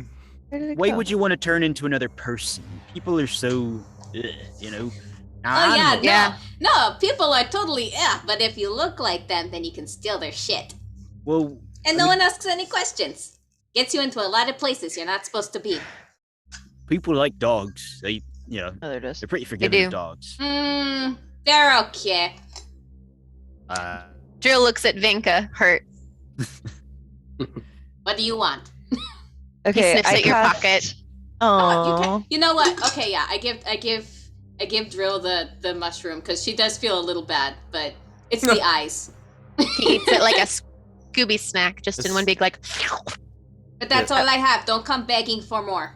Is he like I'm drooling gonna and cast slobbery? alter self, and I want to alter myself to be as much like Nadaline as I can. Oh my god. Ooh, You could definitely that's do that. bold. Like Hold on. perfect look. Hold on. Yeah.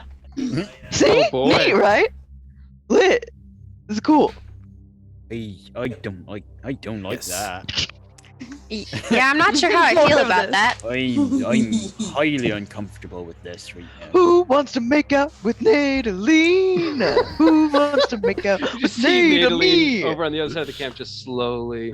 Hey girl, how It's like- narcissistic is you? Howard's just being stupid. And then Howard, she Howard, you're then going to she get killed in your guffaws sleep. and laughs. Yay! Yeah, is the drow Fun. camp pretty somber? Are they pretty serious? And They're serious, but you sense their seriousness is mostly out of caution yeah, at your presence. yeah. That's And fair. then Howard, the drow mage that's walking by you, she kind of snorts in derision and dispels your altar Cute. spell.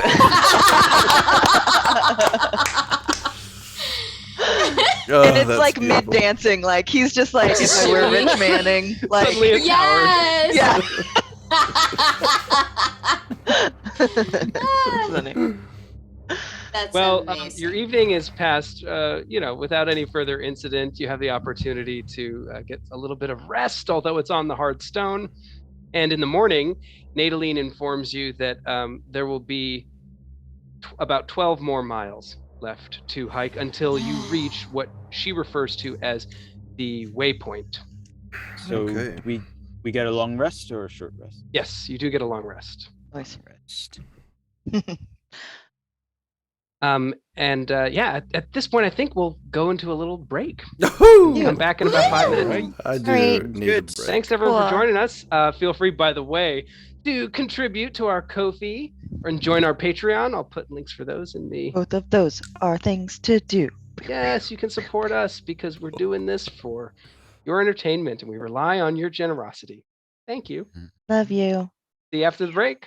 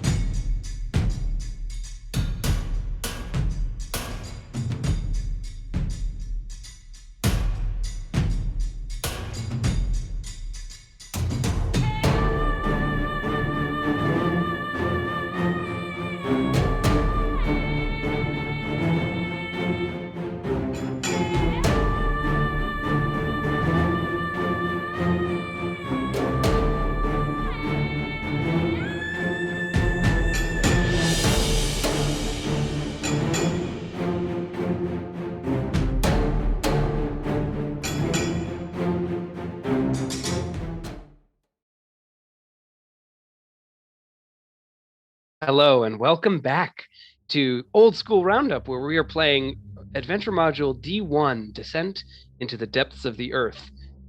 This is a 1978 D&D adventure. We've been having fun exploring the Underdark, and now let us return to our Hex map.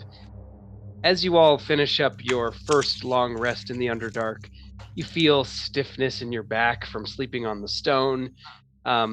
You notice that during the early hours of the morning, maybe one or two of you is up. I don't know if you wanted to like set a watch or something, but if you did, I think Yes. I'd probably be up, and Howard, if you'd indulge, I think you guys could wake up to a scene of like Howard's holding my greatsword, like I'm like, yeah, good, two hands, good.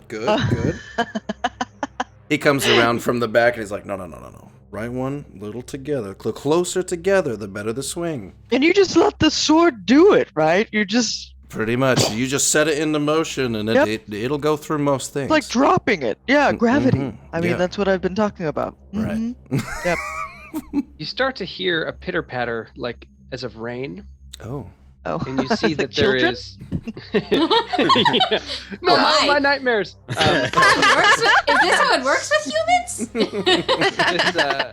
This dripping fall of water is coming from the cavern ceiling, but it seems to be working its way down the tunnel toward you. And as it gets closer, it just looks like natural, like as water kind of comes through, it forms and collects along the ceiling and then drips down. This is pretty normal cave behavior, of water, but it's moving along the ceiling, and you can see that sort of chasing it is this hazy, multicolored, like rainbow luminescence, like a mist. Don't like that. One of the drow makes a little sound like a clicking of the tongue, and you see several of them kind of sit up, and in response they like nod at each other, whisper a few words, and then Natalie, knowing that she's kind of the one you rely on for verbal instruction, says, "Bez res, we should stay still. What is that? A radiation that illuminates the Underdark. It comes in waves. It will pass. Ready? Wait, this is a Really? natural phenomenon? Yes. Radiation, that doesn't sound friendly. And we need to stand still because why? You want to introduce as little chaos to the phase race as possible. Is it racing? As this conversation gets to the point, you can see this kind of swirling, multicolored mist just passes around you, and there is no visible effect. You just, other than the light, but you feel kind of a tingling, and it is arcane in nature. So it's not just natural. There's something about the magic of the Underdark that's sending this radiation through. Whoa. Someone roll an Arcana. Is that Howard? It was me. Mhm. Yeah. Yeah, you feel it's kind of like a 19. wild magic surge, Okay. but at very low levels. Hmm. So it's just sort of a tingle, and then it passes. There's nothing happens, and she says, "Good. You can get some more sleep." And then the drow all kind of hunker down. I think I'm good. Yeah, Venka and I can take the next watch unless you two are. Too No, busy. I'm beat. What more Go swordplay sleep. to get into? Yeah, no, we're fine. We have plenty of time for this.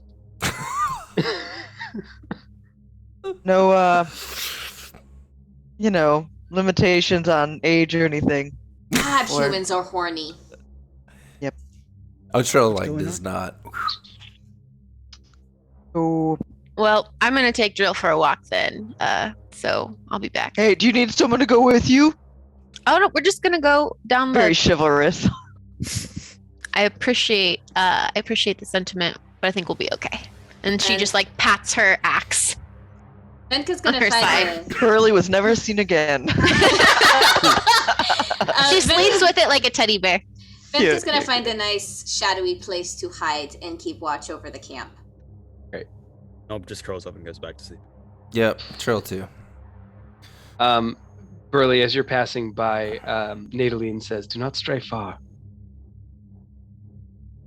Oh, okay. Are we I mean, I wasn't planning on going too far, but You're in the middle of an ecosystem, and it responds to new presences. So pick up your poop. where is she? It just echoes out of nowhere. I always pick up. Okay, yeah, no, we won't go too far. Come on, Jill. And he like looks apprehensive. Like he's the one, he does not want to go. He sits down and she kind of like pulls him a little bit and they just do a little loop around the camp. He does his business. She picks it Sounds up. like my dog walks the dog, like dragging the dog. Mhm. Yeah. Okay, make a assuming you're kind of keeping an eye out. You could do either Yeah. perception or investigation as you.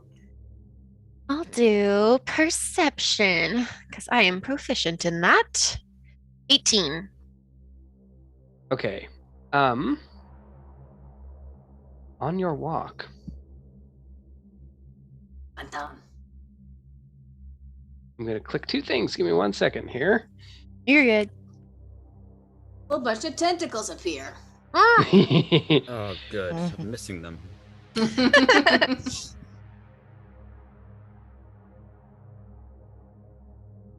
Little mini mind flare from the last session just makes me so happy. That would be something fun to find and buy, like a little mini mind flare, like a little chibi one. That'd be Squishy cute. one. Yeah, I a think they have a squishy pop one. vinyl mind flare. I want it to be the kind of thing like a stress ball where you squeeze it and its eyes pop out. Yeah, that would be really satisfying. That would be so cute. It'd be cute if this little tentacle mouth just went. Somebody make this merch. Ghostlight RPGs. So, Burley, on your little stroll, you see a little swarm of fire beetles. Ooh. They have like a bioluminescent, what do you call it? Is it the kind of like hind part of the Butt.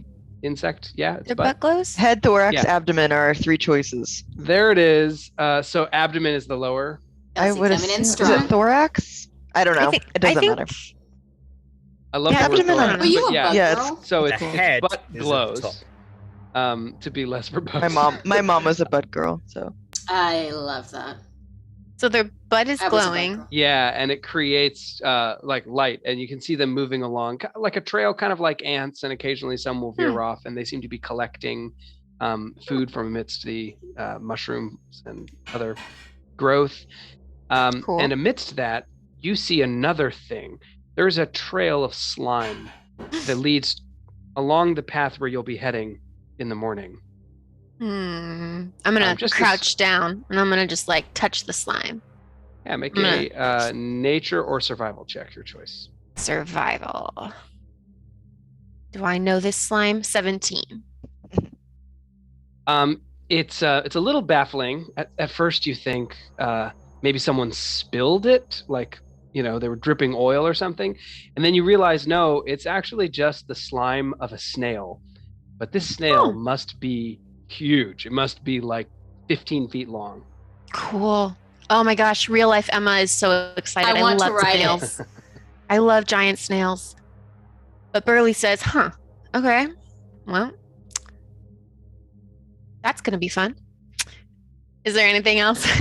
No, yeah, you're unable to tell how long it's been since it was here. Enough time that it's starting to dry, but Okay. then you finish your loop and return to the camp. And in the morning, everyone packs up and gets ready to head out. Nadaline says you'll be continuing your northwest course for another. Let's see. It'll be 1, 2, 3, 4, 5. She tells you 5 miles before the next major turn in your path. So the path is relatively straight. Can I ask her and just say, so do you guys have snails around here? Like big snails? Yes, the giant snails of the Underdark are a common predator. Predator? Oh, they can be Like- quite aggressive. Do you normally see them around this area? It depends on which season, how hungry they are, what the other inhabitants whether they've driven them out of the types of holes that they like to occupy. Okay. But if you have seen something, we should know. Well, I did the other night. I did find a trail that seemed very snail-like as I was walking. Drill seemed somewhat fresh. Along Not- our path? Yep, right along our path, and she points. You will show me as we go. Oh, sure, yeah. If it's still there. They'll like finish packing up, and as you move along, she takes a look at the spot. She says, "Yes, you're very observant. Thank The you. giant snail has passed here. We'll keep an eye out as we continue." Right. How is a and- giant snail a predator? Aren't they just like sort of? What do they do? They have fangs. Why does everything down here have fangs? It's ridiculous. Not a fun place. Are they difficult Why did- to avoid? Like, if you see one coming at you, don't you just step to the side and then walk around It it? just sort of, yeah. You, Aren't they having slow? never seen one, must not understand how quick they are. they're quick. Obviously, I heard snail and I assumed, I think you should rename it because snail is misleading. She says their musculature is powerful. Well, I mean, my And then she looks at Estrell. I Good hate this news. place. Good news, though. If you see one knob, maybe then you can learn a little bit more about them by transforming into one. Is that how it works? Sure, yeah, absolutely. Hopefully, they are a little stronger than that lizard one. 'Cause I did not feel particularly strong there, I have to say. But you looked magnificent. As the You lizard? looked beautiful. Yeah, it was good. Good look. Wait. If you're gonna turn into a snail, can I ride the snail? And he looks at Nadalene. It would need to be fitted with a saddle. Ooh, can I lay down and then you snail over me? That'd be funny. He I does not suppose. respond as he's locked in with eyes with Nadalene, and he says, "Well, Mostly, does it Nadalene's need a expression is saddle, like, or- why would you ride a snail? So how much farther do we have to go? You're 6 right. Humans are miles. weird. Trell, if you're gonna keep riding me, then I'm gonna need to, we're gonna need to reciprocate something. So I want to be able to ride your horn at some point. Ooh. It just keeps getting better. It does. Jamie, would you roll a d10 for me? yeah, that's a horn roll." As you Roll you for horny. you set out on your first mile leg of the journey. Someone's going to horny jail tonight. Well, it's not me. It's you guys. All right, that is a 2. Okay. You follow in the snail's wake, so to speak. Rebecca, would you roll a d10? Or actually, let's do someone who hasn't yet. How about Emma? Okay. I'm gonna roll it in roll 20. 2. Hey. This is going well. The tunnel seems mostly clear. You don't Pretty come consistent. across any travelers or creatures. The drow occasionally will send a few people to dart ahead and make sure the passage is clear. It's all pretty tedious, though. You get to a crossroads here where a very large section of tunnel kind of veers off to the northeast. And Nadalene looks at the other drow and shakes her head, and you continue. So for our third mile of the day, let's go to Kelsey. Roll a d10 if you would. 6. Okay. The tunnel is clear, and you now reach this, it's another kind of marked spot along the map. So really, you've been moving in this very straight line up till now, pretty boring. You can see how a traveler might want to go to that northeast passage, and the drow have prevented anyone from doing so for the moment. In this cavern, you find a giant snail, which you have caught up to.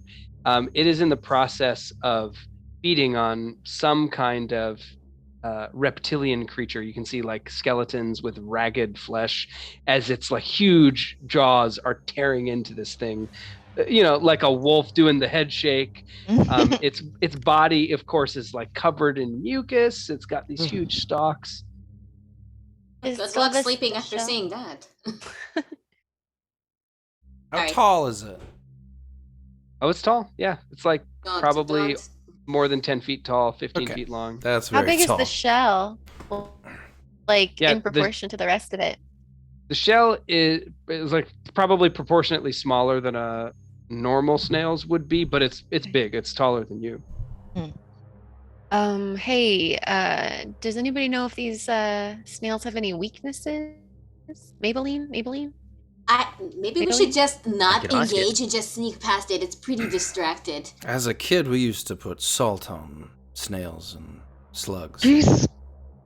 Great. Do you have That's a giant spooky, man. boulder of salt on you or something? Because look at the size of that thing. I don't. Howard, do you have any salt? No. Hmm. Can't we just like walk past it? What are we doing? Nadaline says we should be able to elude it if it's focused on eating. Just don't go near the food. Okay. Yeah. It's a good idea. Let's do a group Can do. stealth check. Okay. Oh, come on.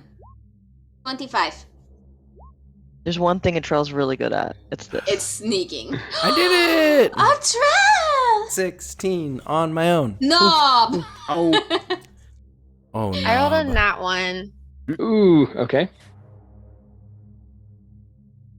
This is what happens when you flirt with a trail. You end up getting his bad luck rubs off on you. I didn't ask him to rub anything off on me. I just wanted to write his own. All right. Well, with your results and the help of the drow, you manage to quickly file along the far side of the cavern, and you don't attract the attention of the giant snail. Let's roll Imagine one more though. D10. Do you want to do that, Carson? Yes. Here comes a D10. Woo! 6. Okay. Clear to keep moving forward. It would have been kind of cool to tell people like, yeah, I defeated a giant snail. Well, you can come back and do that in your own free time. be a I lot have no cooler. interest being eaten by a garden variety bug.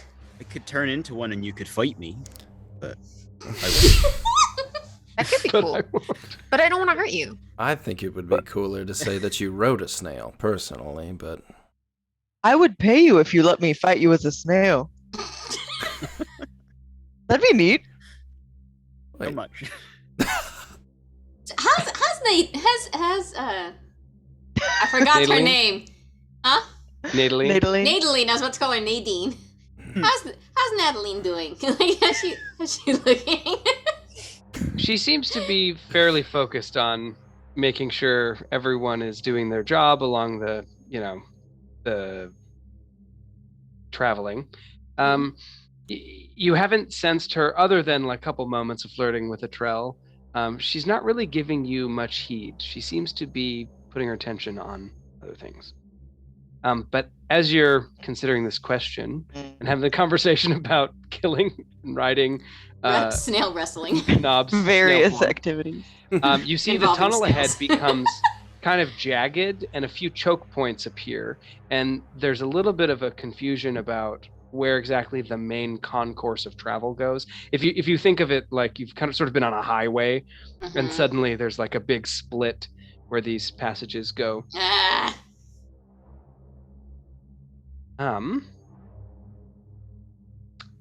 You have the fortune of the drow who are with you scouting ahead.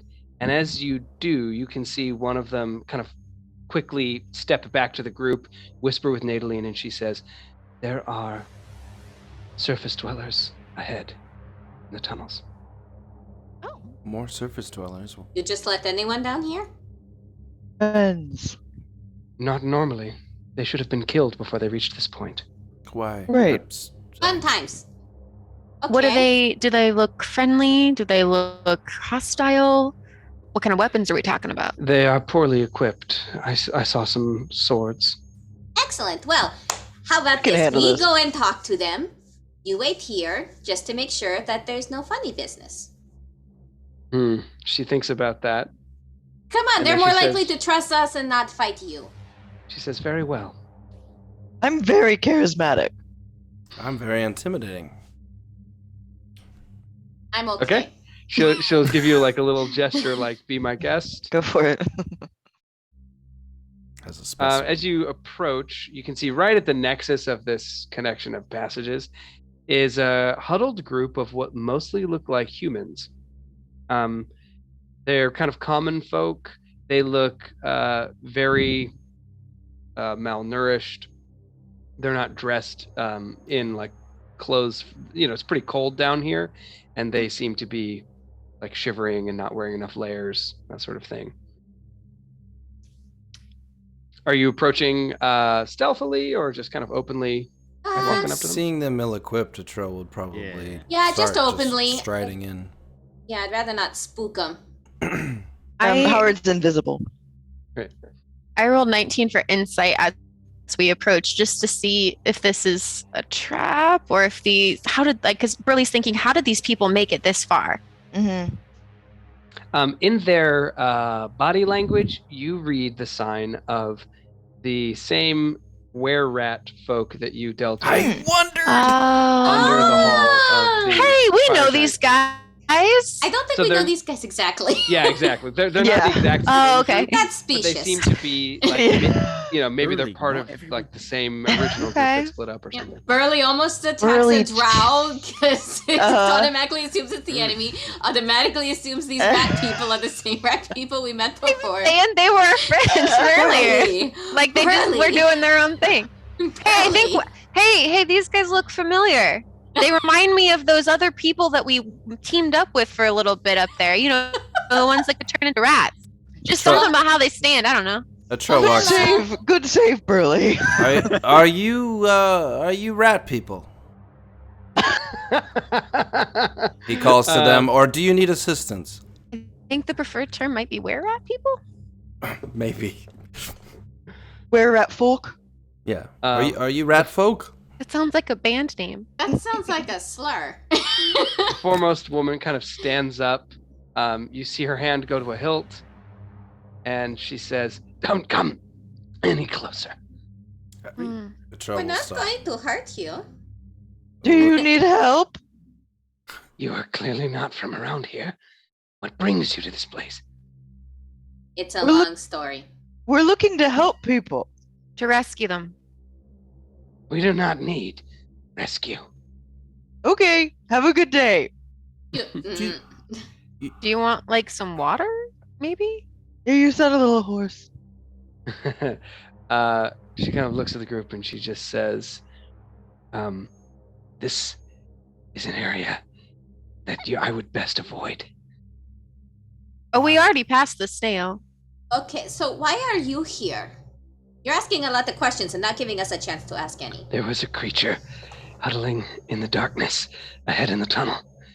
It swooped down at us, took one of our number away. Jeez Louise. Like a tentacle-y thing on its face? Yes, came from there. And she points northward to the wouldn't- spot up here. Okay, but why are you down here? You're not from around this place either. Let's No. go save Something- whoever just got snatched. And Are you- Howard jumps Nah. forward. Okay. That. We can't see him, right? So That's true. Right. We can't. Does there happen to be a shrine to whatever? What was her name? Luff? No, not the Eternal- other one. Tentacle. Oh, the eternal, endless, Ikata? elemental evil. Elder elemental god. Whatever. There we go. We got Um, there. Lots of adjectives. They just say, stone "Huh?" altars? The elder elemental god. Is this? Ah. All right. Oh, so how do you feel about like Okay. spider gods? We don't have any dealings with those folk. Okay. We were here on a So diplomatic mission. A Ooh, diplomatic Now that's mission. all screwed up. Who are you supposed to meet with? We came down here, speaking on behalf of some noble from Jeff, someone who Ah. had dealings with the bugbears down here. Hmm. What was that guy's name? Duke Jeff. Duke Jeff. Duke Jeff. Oh, you're thinking of the mage that was like the advisor you met with. Hi. No, that's our friend. What was his name? They'll say a name like It doesn't matter. they'll say Lady Narabelle. Oh, And- I don't know who that is. We got I sent would- here by Duke Jeff. Does anyone have proficiency with history? Surprisingly, yes. I do. Yeah. Oh, you Okay, so know. Howard and Atrell both know who Lady Narabelle is. Ugh. Oh, the one with the teeth. Yes. Yeah. Yeah, what is up with them? Anyway. I'm sorry. Who? Lady Maribel? She was dealing with the bugbears. She had hired some of them to attack a rival. We were Oh. sent down here to negotiate the deliverance of the hostages. And then we were set upon. Hostages? well- Yes, the bugbears had taken hostages on her behalf from her Why- rival noble. To bring them down here, and you've assisted them in bringing hostages into They were this abducted place. from a cave in the Duchy of Jeff. I don't know why we need to explain ourselves to you. because we're all not supposed to be down here, and so we're bonding over misplacement. Oh, yeah, it's bonding. We nearly rescued your friend from that tentacle thing, alright? Atrell's so You confused owe about us an this. explanation.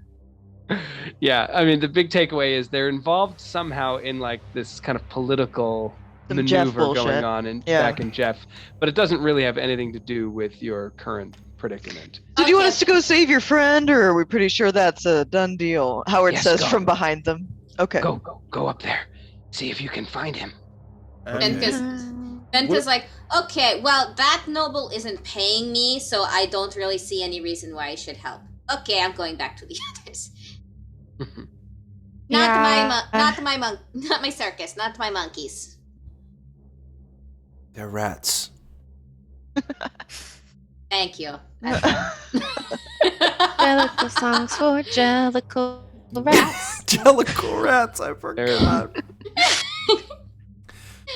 I agree with Mouse here. I don't know if we should get involved in this. We've already got a mission. We've already got people that we're trying to save. We don't know these people. They just told us not to go up there to avoid what took their friend. And then now they they're said telling us to go two. up there. Mhm.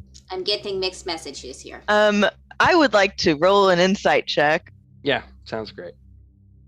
See what you can read. Just see what happens. And then I'm going to respond accordingly, and it's going to be rash. 14. Expect nothing less. Yeah, they seem to be just sort of businesslike. They want to get They all have through this briefcases area. and like jacket blazers on. Yeah. yeah, they're afraid to continue on because of whatever this thing is that they're gesturing at in that cavern. Do we want to help them? No. Okay. So I'm just going to be like, all right, let's go, guys. And then avoid the people and move on with my life. Do you want to try and pass through them? Do we have to pass through them basically? Yeah. They're, So they're the in way between us. the way Are the the drow drow behind us? had been intending. Yeah, they're behind you. Okay, They've been I just- intending to keep moving northwest. Oh, okay. Excuse us. Yeah. Go ahead. Atrell will will also go up first with this. Whoops. You're not Excuse me. gonna save a friend? You told us not to go that way. Yeah, they sound weird. You said you didn't want it, so Is it as you're saying this, the ones at the back are starting to move in a way that blocks the passage. Atrell's Yeah, gonna cool. grab Let one us- by the throat. Right. And push it against the wall. Okay. So you're not going As to let you us go through. as you grab the were-rat by the throat, he looks kind of upward to the ceiling of the cavern and nods. Dang it. And it's that's at that what I point wanted to that you figure out. feel this psychic blast Psychic. wash over the group. Rash. So I would Neat. like Howard, Atrell, and Knob to make intelligence saving throws. I'm Oh. very smart. Levitating Oh, good. towards I knew the it. height of the passage is a mind flayer in this like otherworldly regalia. Knew it. There's so many of these guys. does a 29. I knew they is were a 29 with adequate? Yeah, He's is too 14 okay? smart. Come on, 14. Do you have inspo? All right. The DC is 15. Okay, cool. What's going on? Does Am that I done? include your +2, Atrell? Yeah, it does. Okay. So Atrell is going to take 22 psychic damage, and you are stunned for a minute. minute? Have fun, everybody. Yeah. I'm gonna go use the bathroom. Fantastic. You can repeat the saving throw at the end of each of your turns. Oh, good. Oh, okay. Howard, you are not stunned. Yeah, I'm fine. I'm fine, guys. Knob. Just a You're mind flare. You're like, what was that? That takes. Yikes. That's embarrassing. Knob takes that is 25 psychic damage. And oh no, sorry, you got a 15, so you're good. That was the Alright, DC. Okay, good. I was like, My oh, bad. More? Okay. Here's the bad thing. A second thing happens. Uh-oh. Oh. Don't say that. Go on. Venka, What? Oh no. Sentica! you Tentacles! I need you to also make a saving throw. Yours is going to be a wisdom saving throw, as you feel much less of a blast and more of like a needle driving into the back of your far- psyche. Why? Oh no, it's in that one. And Venka was This dead. is why I didn't want to fuck with these people. You feel proverbially like the jar lid of your head pulled open. Someone reach inside Oh, and take control of your mind. no. This is Suddenly, why mind I flare. hate Venka's that. mouth drops open and goes and makes this like tentacle squishy sound out of the mouth that should not be made by humanoids. Classic. I And hate that. you Sorry. are dominated. Drill Let's roll starts initiative. barking. He's upset. Drill. Oh, Drill, sweet baby Drill. Hey there, baby drill. And so I roll even though I Yeah, roll. yeah. Do roll initiative because you're going to be controlling yourself, fighting 16. against your friends. Oh. This is you guys please don't kill me. I am very 14. squishy. Oh, Trell. I wanted to Jill's send... getting it out of the way. Yeah, hold up. Let me just Oops. Oopsies. let me just Knob. actually a 1, so that's gonna be great. Let's just go ahead with level 3. It's down going to here. be great. They're good. They're good. Everything's fine. Nobody's gonna die. Definitely not me. No one has yet, so let's do it now. I guess it's you. Yeah. And I green card everything that happens in this fight. Okay, cool. Okay. 14 for Burley. Mm-hmm. I'll try not to I should get my split cards your out. skull in two if it comes to it, but Oh, you're too kind. Just punch me, just knock me out. Fool. a troll's Just- like, just oh, there's no a saving her. 1-2. Just a 1-2. Just punch, I'll go down real easy. Can't be guys. helped. Real Oh. easy. Gosh. This mind flayer couldn't have picked the worst person. But she's so sneaky and so good at avoiding being Yeah, hit. this Could is- be really bad for us. Yeah, actually, this, Do we yeah. also- do we know that she's been dominated yet? Or? You did hear her make that like terrible unearthly sound. And Drill is barking up like something is wrong. Perfect. Yeah, that makes a lot of sense. Okay, we'll start with Knob. All right. Well, seeing what happened, I am going to,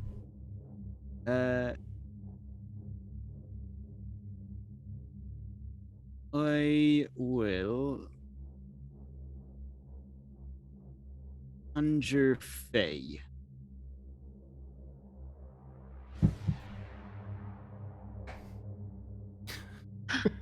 Many Okay. options. The music. So, let's see. With Conjure Fade, you decide how many, right? And then It is you summon a Fae creature of challenge rating 6 or lower, Ooh. or a Fae Okay. spirit that takes the form of a beast of challenge rating 6 or lower. 6 or lower. so see. In the list that it suggests, it looks like mammoth, but that's not a fey creature. Well, it can take the shape of an animal. Gotcha. Would a mammoth yeah. fit in this tunnel? Oh yeah. All right. Then I'm going to summon the mammoth. Yay! The Fey Mammoth. My favorite. The Fammoth. The Fammoth. Oh, damn it, Carson! You keep beating me. This All is right, really give me going to one make. If Nob was hungry before, he's really going to be famothed after this. Oh, that was the worst. Oh, That was the And worst. inspiration revoked. Oh no! Oh, you know everyone what? I gets want to one give him before more. second. Speaking of inspiration, damage. I did want to give everybody inspiration for your campfire role play. I thought that was really enjoyable. Oh, thank you. So if you didn't already have Yay. inspiration, you've got it. All right, give me 1 second. I gotta load up my mammoth here. I will also get the. It's a big file. I love the digital version of digging in your mini Yeah. boxes Little for Rolex. this. Exactly what this is. Little Rolodex. Yeah. Just... Let's see. Where's my mammoth? My puppy is being super snoozy on my lap, Okay, and it's so- so cute. Oh, Aw. my puppy is snoozy on the couch. So now, where would you like to? Do you want to like It's so move big. around at all? Wow. I would like it to be basically a little bit to the west of me and Burley. And I think it gets its own initiative and has its own turns. Yep. But I would basically yell to it to charge through the were-rat people at the Squid Man. Okay. That's a big creature. I'm just And then I guess actually, as it appears in front of me, I'm going to use two of my. I'm going to try to mount the mammoth. yes. Yeah. You can do that. Atrell's yeah. so jealous, or he would be. Yeah. I really want to it's ride that elephant. Gonna take me a while because it's a lot bigger than me, so I'm probably just like climbing up its back leg for the rest of my turn. I'd say I'll use my movement. Great. And whatever its initiative. I'm gonna roll a Uh, d20 for its Sure. initiative, and we'll Yeah. plug that in.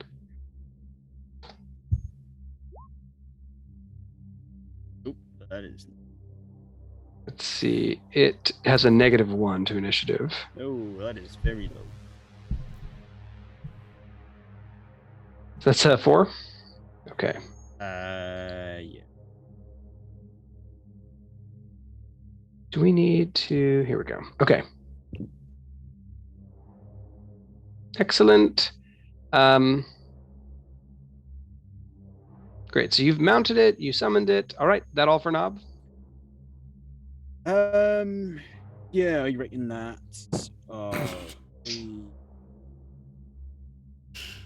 Yeah,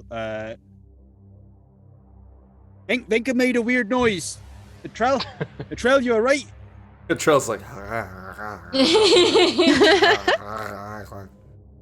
This little octopus is going around his head. Yeah. Aww. Yeah. Mobile.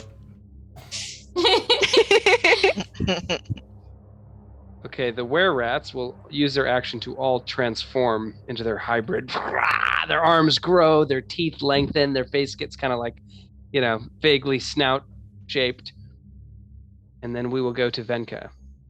So Okay. Venka, your domineering presence in your mind is telling you to turn toward. All right, it tells you first to, in the most effective way possible, destroy that mammoth. Okay. Oh, elephant puppy. Most effective way. Mammoth. What do I have that can take down a mammoth? Let's see. You've got I stuff, don't think a dude. dagger is gonna cut the- it. The Literally. I think an extension of that is that the the dominance wants you to break concentration on Nob's spell, which is keeping the mammoth present. Oh. Oh, okay. So basically, deal as much damage to Nob as possible. Oh, okay, I can do that. No. If this counts, Graham, if he's still technically within 5 feet of me, she gets disadvantage on her attack against him. Mm-hmm. Yeah, within the 5 feet of the mastiff. No, like if I'm within 5 feet of Nob, then Nob, yeah, any you use attack your against reaction him to impose disadvantage. Awesome. with my shield, I Also, it up. the mammoth won't disappear if I break concentration. It'll just hate us as well as the rat people. Oh, even better.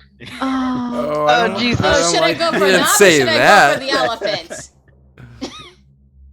Mind Flayer, do I? Master? Daddy? I have Now a you just big remind me head of and little Bartok. arms. Oh, Yeah, yeah, Master! And then I kick her. And then Yeah, I kick her. So let me simplify. It just instructs you to Get rid of the mammoth. break Nob's concentration. Oh, okay. Well then, I am going to break. I think the best thing I have in my inventory to break concentration is dynamite, baby! Oh, Juggling. he's like, focus on this, focus on this. And so, Venka's just gonna light a stick of dynamite and she's just going to throw it at the general head area of the mammoth and Nob. As you do that, Drill looks up at you like, "What are you doing?" No. And Burley, you catch sight of Venka throwing this dynamite, and you manage to swing your shield around and try to knock it out of the way. That's disadvantage. Mm. Go ahead and roll your. I think we decided it's just a. Oh, you know what? It's not an attack roll. This is a saving throw by Nob. Oh. So Oh. unfortunately, Burley isn't able to help much with a This is saving the dexterity saving throw. throw. Yes. Raid. Raid. Your shield is no good. Hey, welcome, here. Raiders. How you Oh. doing? Hi. welcome. Hi, White Shadow. Cool. Thank I you so am much, going. Shadow Raid. I am going to spend one of my inspiration and Do it. Thank you. that. Nice. That's much better. Damn All it. right. There we go. Damn. Point. Okay, you managed to avoid the effects of the explosion, but the mammoth also is in the same space since you're mounted. So the mammoth will need to also make a saving throw. It's got a -1. Yes, it does. Go, mammy, little mammoth mammer. I don't have fingers. I'm just an elephant with fur. That is a I'm a 2. elephant. Okay, 2. so the elephant will take the 3d6 bludgeoning damage. Lucky. 18. Whoa! Oh my All Three three God. sixes. sixes! What? Oh my word. Yeah. Evil Venka is evil. Evil Vinka. For those just tuning in, our rogue has just been dominated by a Mind Flayer in the Underdark. The Mind Flayer's were-rat minions have tried to dupe the players into going into a little dead-end cavern, and now it's just a free-for-all. So the rogue threw some dynamite, failed to explode the halfling druid. However, the mammoth takes 18. And so, So- since that wasn't an attack, can I still do something? Or It is this was an just bonus action, action? Okay. Well, then I would like to. Can I use my bonus action to hide? Yes, Damn it. absolutely. That would be very effective of you. The Mind Flayer Yeah. thanks you. You're welcome. Is there a place I can Pats you on the hide? head. Yeah, there's a nice little nook right here. You could slip out of sight.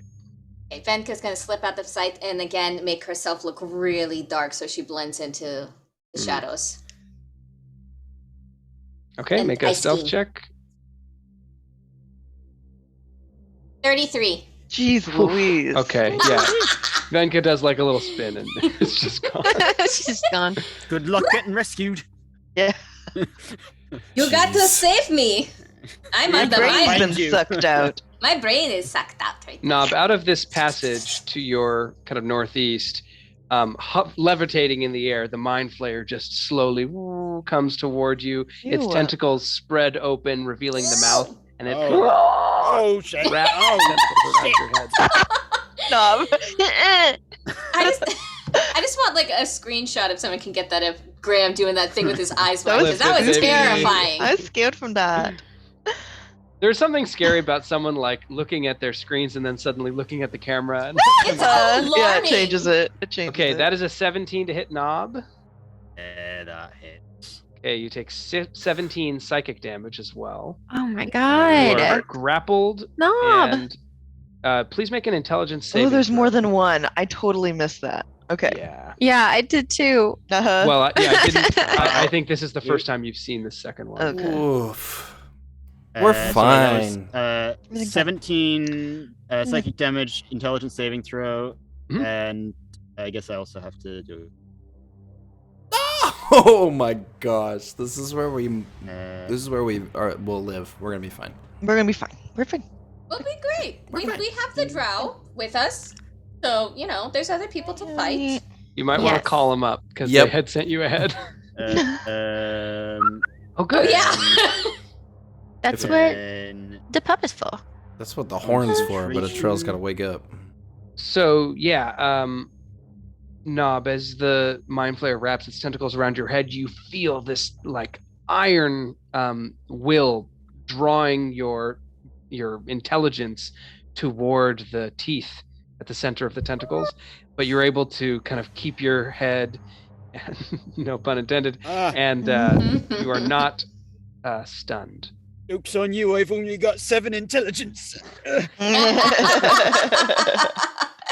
Okay, the other mind flayer is. The other mind flayer. My least favorite sentences ever. Right. Okay, so a trail had been stunned, correct? I'm stunned. Yep. Okay. I'll put a little marker. This mind flare is going to not notice Howard. It's going to drift over the were-rats. It's gonna be And, great. It will just land on the ground Oh, right here in front of Burley. Then it again blasts with its. Damn it. Oh, Jesus No. Christ. All right. Oh, you know what? You feel like this kind of feeble attempt, and it does not recharge its mind blast. So it actually Ooh. can't. Okay. Instead, It's a relief. I need Burley to make a saving throw. This is Constitution saving throw, please. Okay. 10. Okay, I rolled you a start 2. to lift off the ground, and as it lands on the cavern floor, you float upward and are now levitating I don't like this. I don't like this. I don't like this. 20 feet in the air. Oh, dwarves were never supposed to be up this high. And then we'll go to your turn, Burley. So you can move by pushing and pulling against fixed objects. You're next to the wall, luckily, so you can like kick off the wall. Okay. Okay, so first, Burley's gonna call over to Drill and say, Drill, go get help. And he's just gonna take off down the hallway back towards our allies to sound the alarm to them that something's wrong. And then she looks around to see where Venka went, but cannot find her.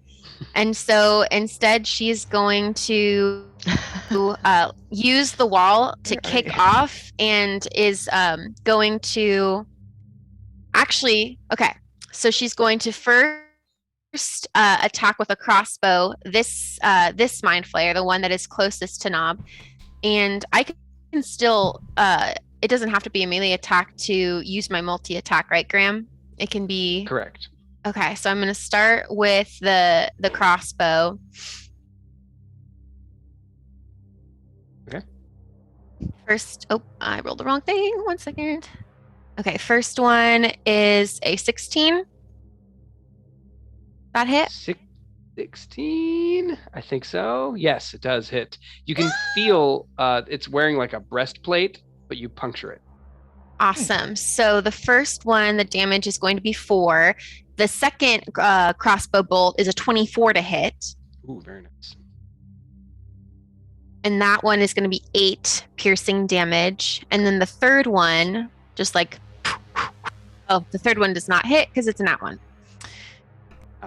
And then I'm going to use my bonus action charger, which is something I haven't gotten to use before. And I'm just going to, oh wait, no, I can't use that this time. Never mind. But I do want to, I do want to push off and like try to hit that mind flayer person.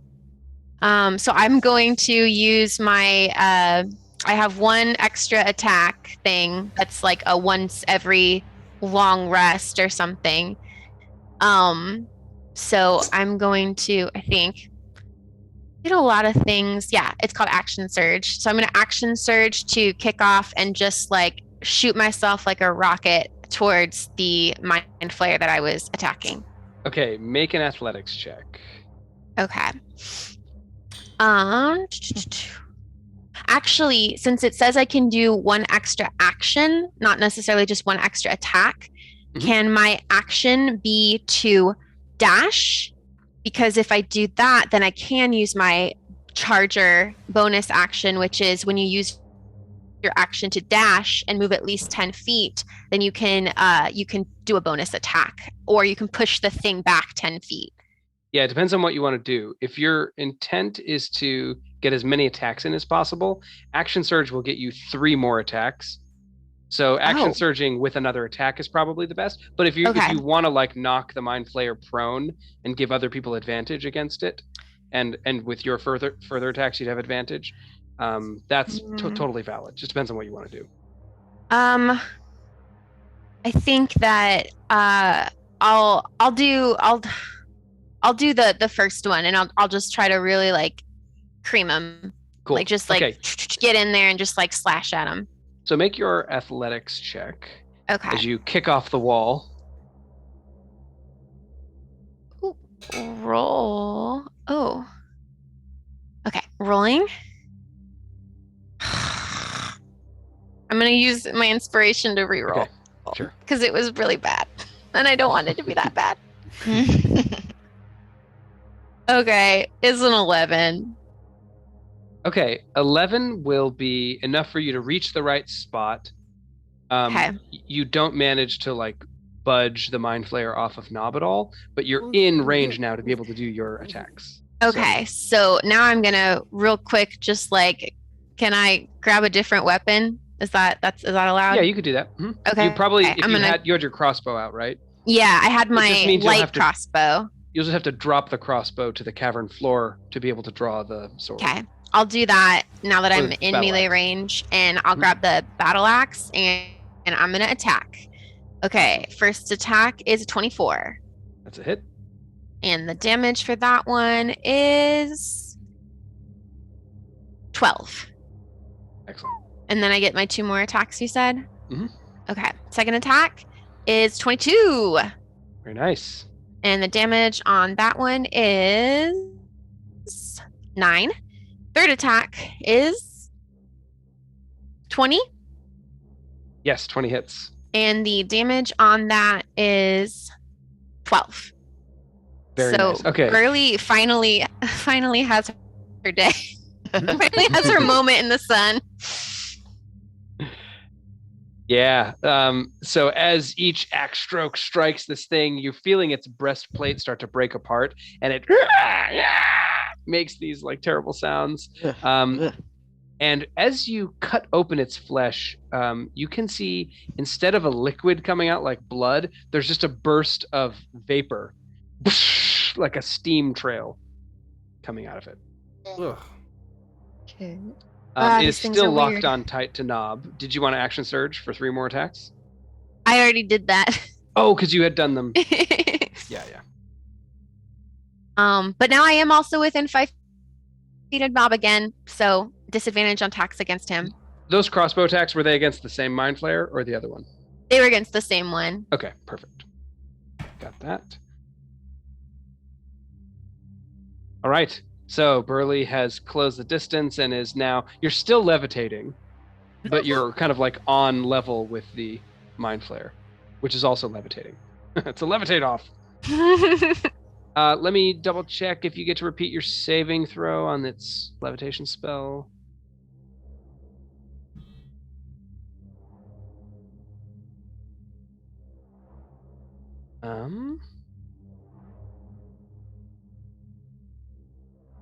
I don't think you get to repeat the saving throw.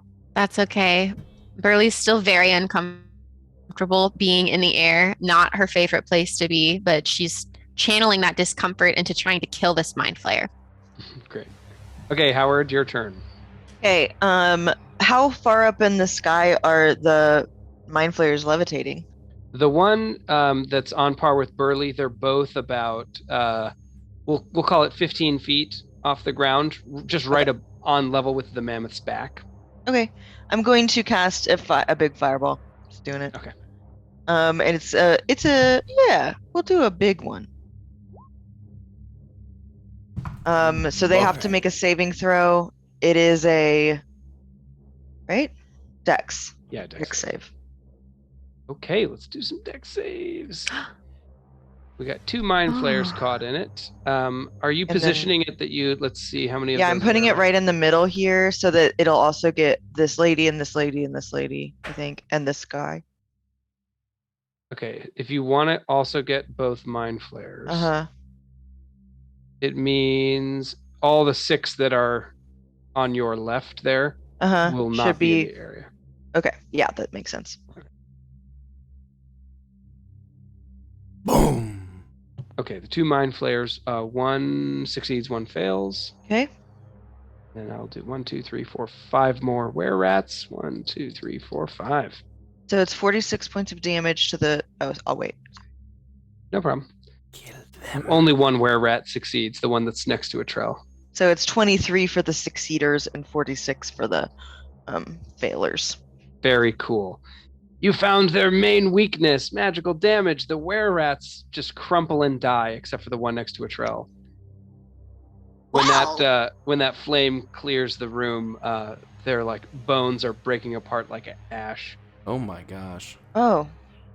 Oop.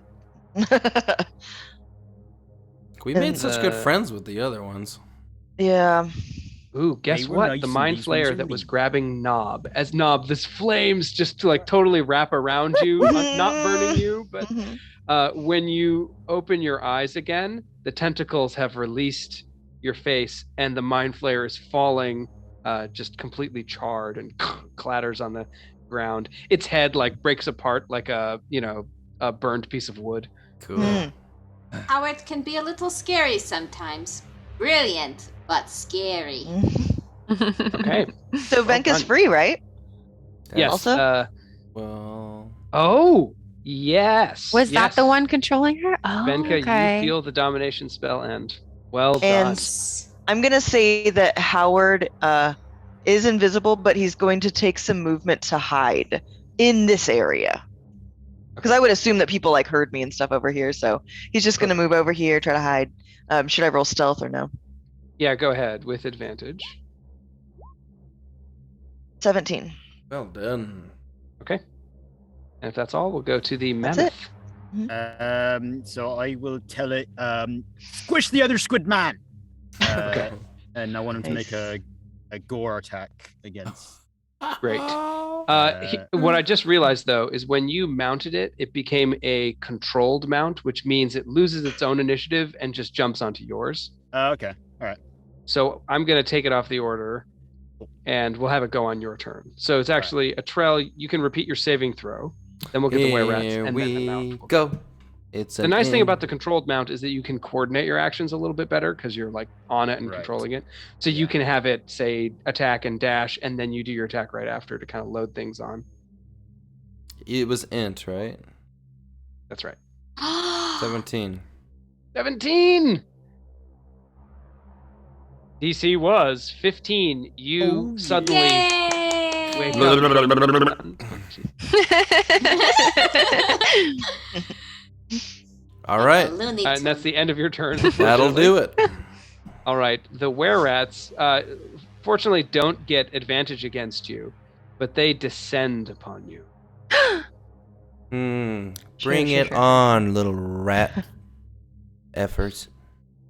It was a little intense. I wanted to just, You wanted to dial it back like Yeah. midway. yeah. Yep, I haven't hit them yet, and then they have they're about to hit me, so I'll just.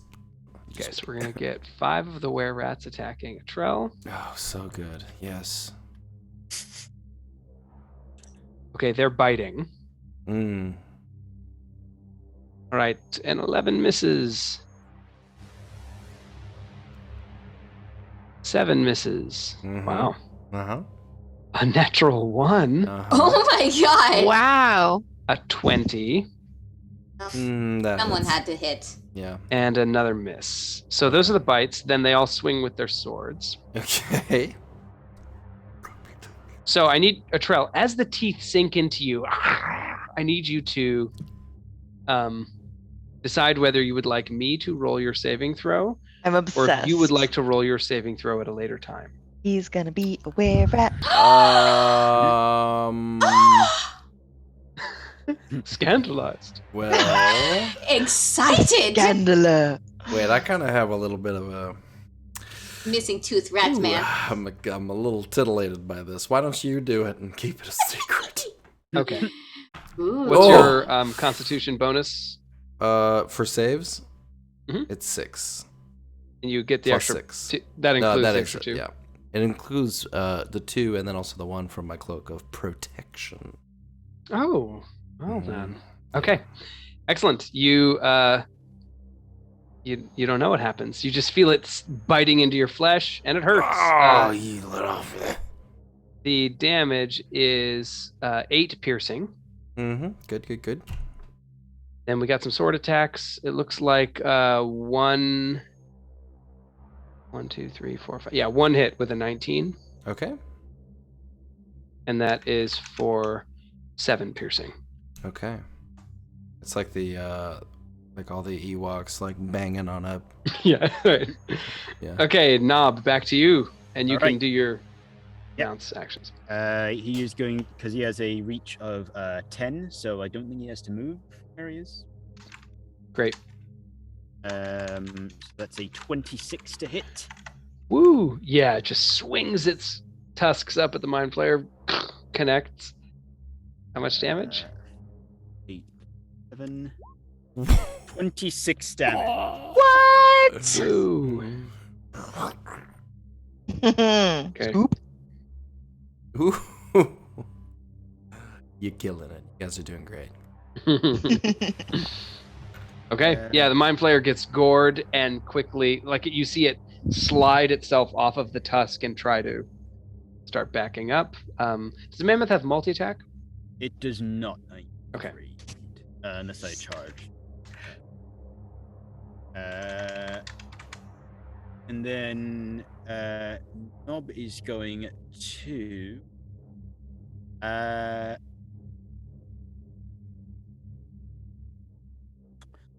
produce flame and just chuck it at the Mind Flayer as it backs up. Nice. That's spell attack?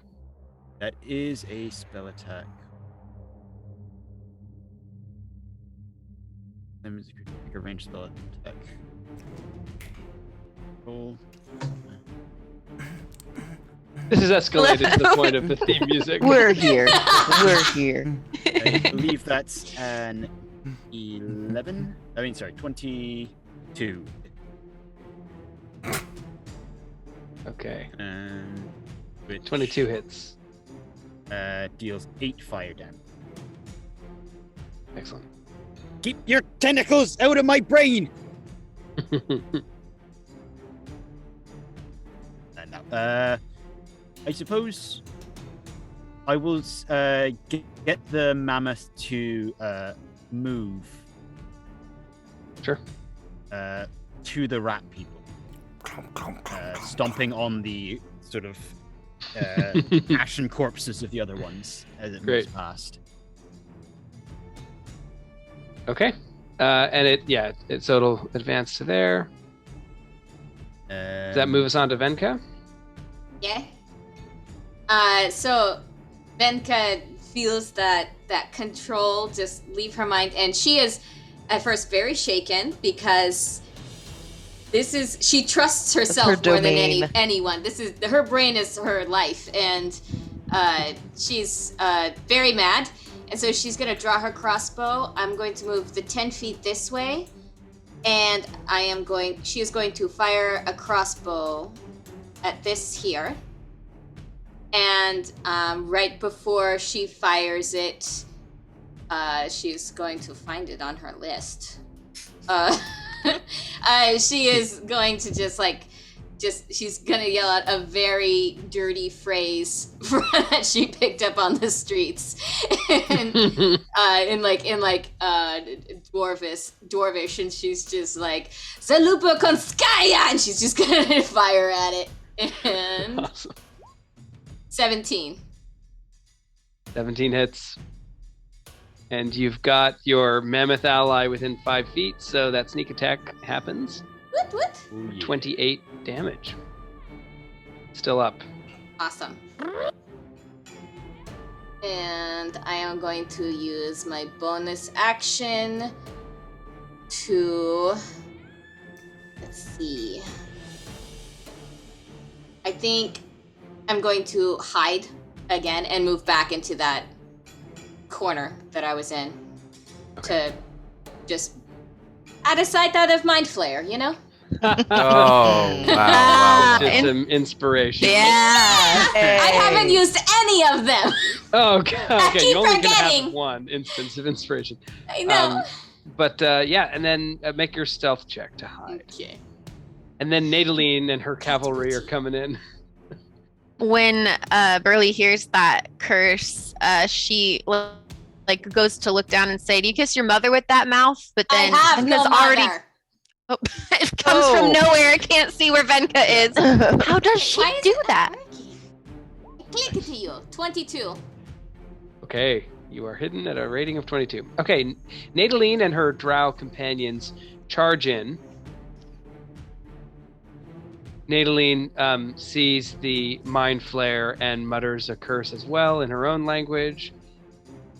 She looks back at the drow mage with a nod, and you notice they sign to each other. And then Nadaline sends her fairy fire again at the mind flare.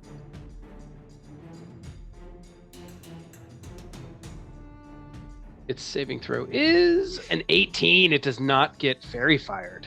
Oh. Ooh.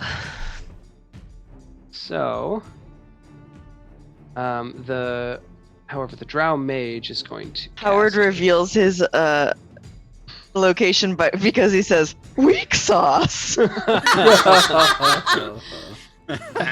Nice. I can't not, so. Bunch Okay, of the rats drow like, mage starts chanting, and you see pulls her hands apart, and as she does, you see lightning bolts streaking between the fists, and then she does a punch, and suddenly this bolt of lightning springs across the cavern toward the mind flare. Just gonna make another save. This one's a 10. It takes the full lightning bolt damage.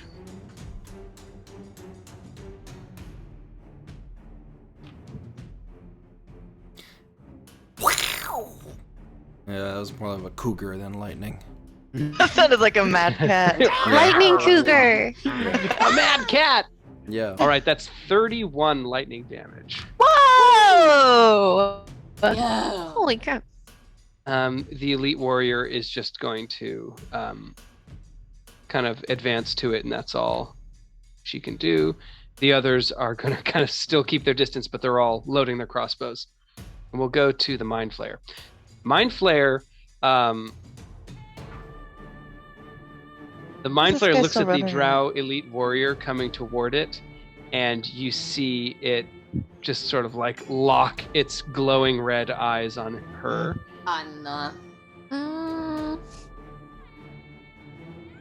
So she's going to make a saving throw. Sin. Love the high note. Yeah. Every time. It's hard not to. No. What's happening that I'm missing? The music. Every time she sings that high note, it's I love it. Okay, I know it's so fun. Okay, with a dirty 20, the drow resists the domination. Yes. Oh. And whispers something to the Mind Flayer in drow. And then we'll go the Mind Flayer is going to then levitate backward, provoking opportunity attacks from both the Mammoth and the drow elite warrior. You will take it. Mammoth will take it. Oh, guys. He's Get it, a get it, running. get it. We Kill got a him. runner. Kill How it, far Mammoth. can he go? 21 to hit. 21 hits. Nice. So that, go ahead and roll damage for that as the Mammoth just like bats the Mind Flayer through the cavern ceiling. Just try to roll 4d7s plus 8. 4d8 plus 7. We're not standing on the keyboard. A kitty attacks. We're not Okay. standing on the keyboard. How would you like this to end? Oh, Snob, your Mammoth Yes! fatally gored the Mind Flayer. I'd like it to sort of spear it through with the tusk and sort of have it come out through the front, and then the trunk wraps around the lower half and just sort of tries to tear it in half off of. Oh, yeah. Its body pulls apart, and again, you see this burst of steam instead of blood Ugh. go into the cavern air. And then that's at a trumpet. Trying. Oh, Oh, man, That's the trail so wants badass. to join in. Orange trap! Ba, ba, ba. I forgot about him. So, Surround it is him. now Just Burley's surrounded. turn. Burley, you can see, the enemies, or the were-rats are. when it died, did I fall down? When the spell ends, you gently levitate to the floor. Cute. Okay. She does a That's little like pleasant. twirl, like, and lands daintily on her feet. Mm. And then promptly adjusts her grip on her axe and just like charges, not actually charges, but goes to one of the were-rats attacking a trail and just like, wait, this is one of our guys, right? This is our badass. Correct, yeah. Okay, so yeah, I'm attacking this were-rat right there. Perfect. All right. The first attack is going to be a 22. Is your weapon magical in nature? Yes, I'm using the Giant Slayer Battle Axe. Perfect. Okay, 22 hits. Damage is 12. Great. For my second attack, that'll be a 26. Nice. Also a hit. Damage for that one is 9. And for my third attack, it'll be 22. Awesome, 3 hits. And the damage on that one is 9. Okay. She You like just- spins it. Yeah, spinning axe attacks. You chop that were-rat into 3 pieces, bypassing its natural immunity to weapons with magic. You better catch up, Atrell. I'm beating you. All right. If that's all for Burley, we'll go to Howard. That's all for Burley. Oh, are we competing? And he will cast Fireball at 5th level. Like, right. Let's just say right here. Perfect. Yeah. That'll get them all. Mm-hmm. Okay. To beat an 18 for everyone. I assume you're shaping around me, I hope. No. Yeah. Yeah, everyone Yeah, but no. Atrell. And the Mammoth and Knob and Burley. Okay, fail, success, fail, success. So 2 successes. So 35 is the full. That is enough to So kill. 17 the ones for that the fail. halves. Great. Anything else for Howard? I think I'm winning, right? Like, I got a Mind Flayer. I got a... 1, 2, 3. Yeah, I'm winning. That's it. And then Magic's cheating. Magic's cheating. And then Howard's gonna go try to climb onto the mammoth with Knob. And he's now under Knob, so here we are. Okay, Atrell, your turn. Okay, everything blows up, and he's like, "Oh my gosh, aha!" And he just onto this Couldn't guy. see it. Yeah, once he finally is able to see, I'm gonna whack that guy with a 14. 14 hits. Right. I'm gonna hit him for 23 radiant damage, or 23 damage. Okay, still standing. Great, let's do it again. And this time it's gonna be straight across his gut, or another 24 damage.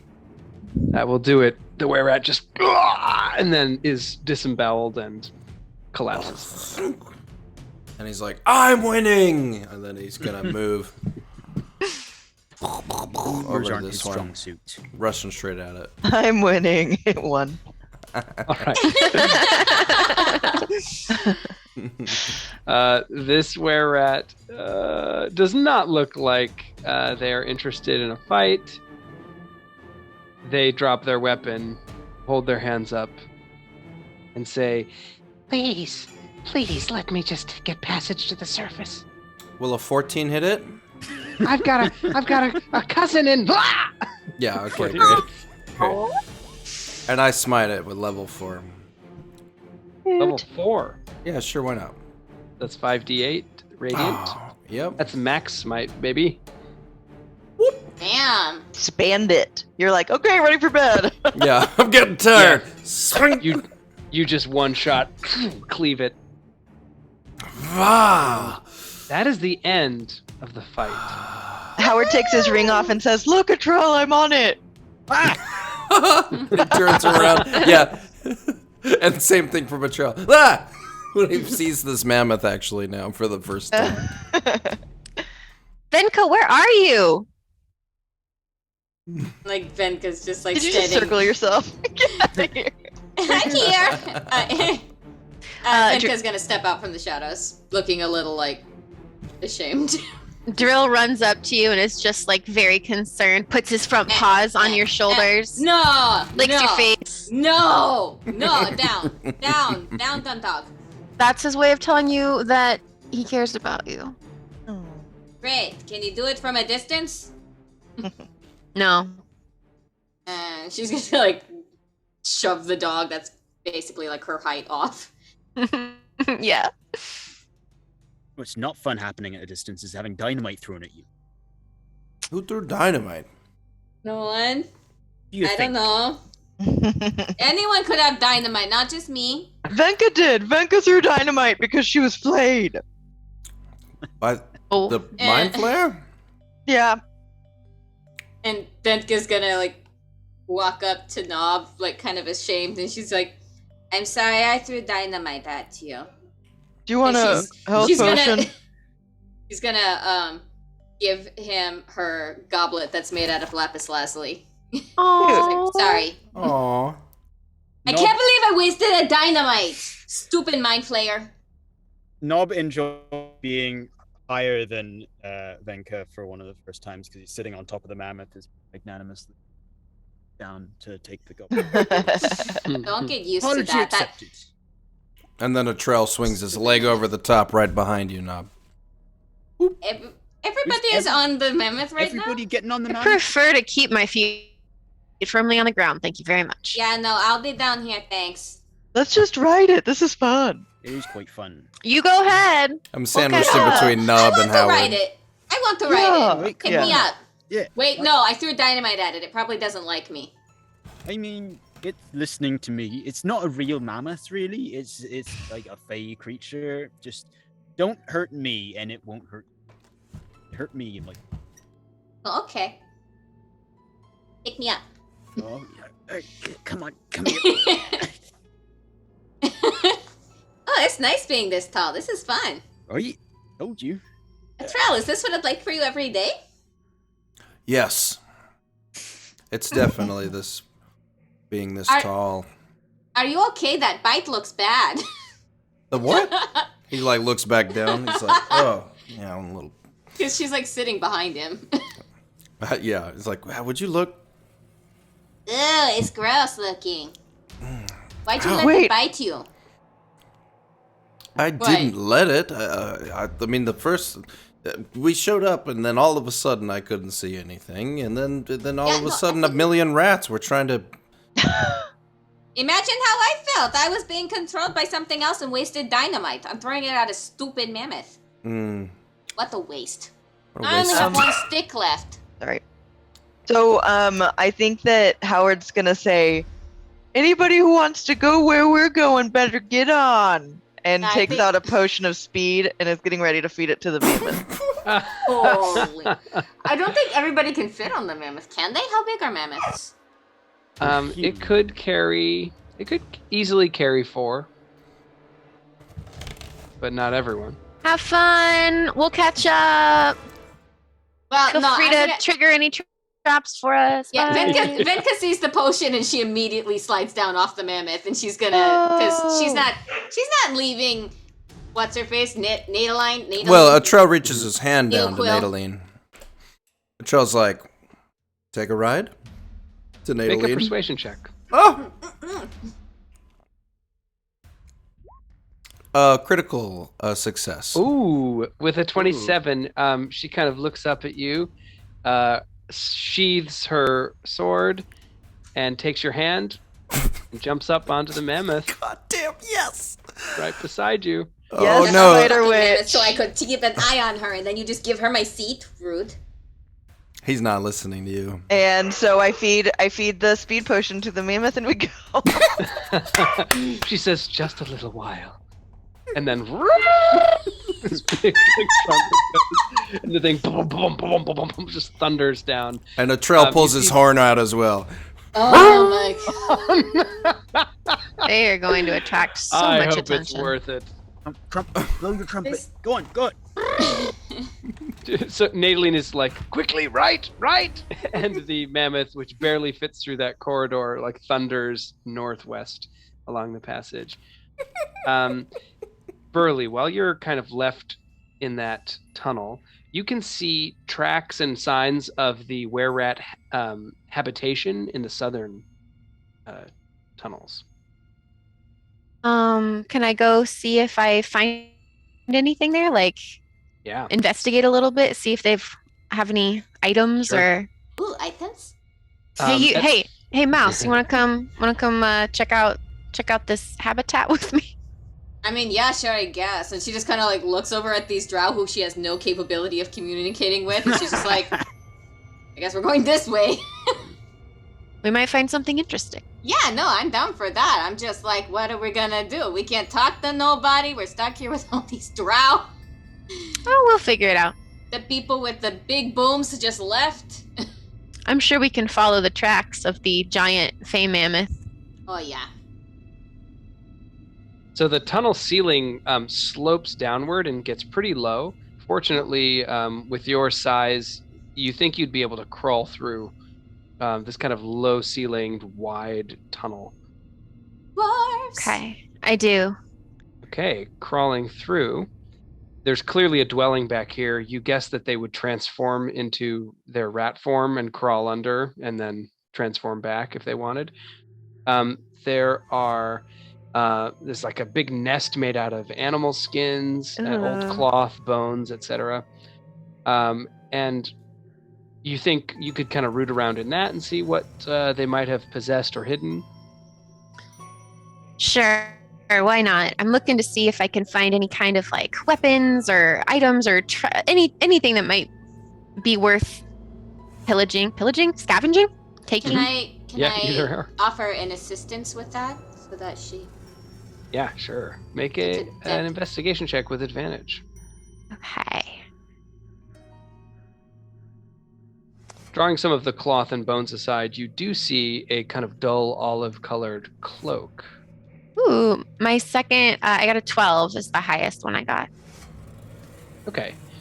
So, you think this cloak is probably not terribly valuable, but it looks distinctive.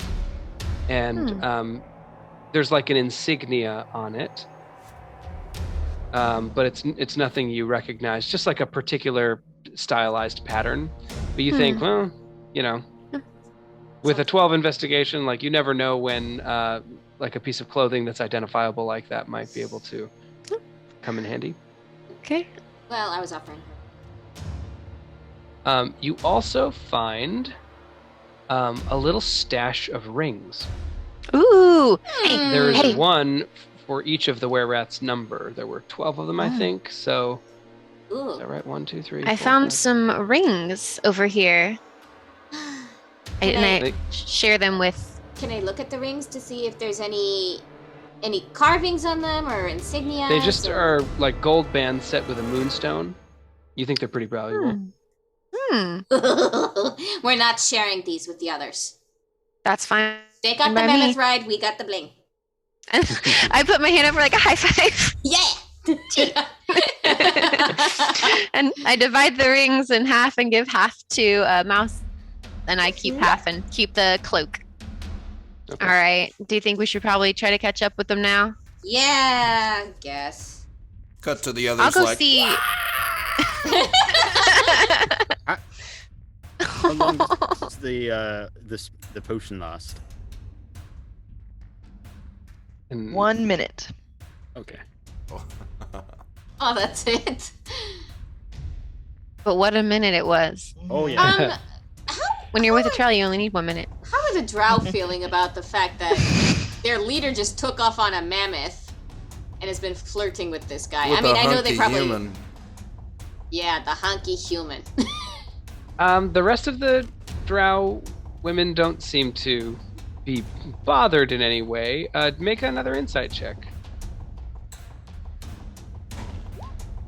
15. They just act pretty business-like. So you don't sense that there's any real regard for what's going on there. They are just going about searching the rest of the caverns. And actually, when Burley and Venka come out from the rat tunnel, you find them in the, let me bring you up here, the north chamber, where they are currently rooting around some remains of corpses that the mind flayers had killed. You can see big holes punctured in their skulls. Oh. And amidst all of that, they find an iron box similar to the one that had complex mechanism for opening that only Howard was able to open. Ugh. Can I try to open it? Yeah. Oh, you're on the mammoth. Oh, we're not there yet. We're past there, I think. Yeah. The rest of you have moved. Oh, on. we're way past it. Yeah, we've missed everything. And the drow have that box? Yeah, they're kind of like examining it. Then you also see some folding cots, a small table, 2 folding stools, utensils, hampers for food. And then there are 2 coffers that seem to be filled with like personal effects. Ooh, can we look through those? Yeah, what do they got? Well, as you value. open the first one, I'm gonna go with Burley since you asked first. Oh no.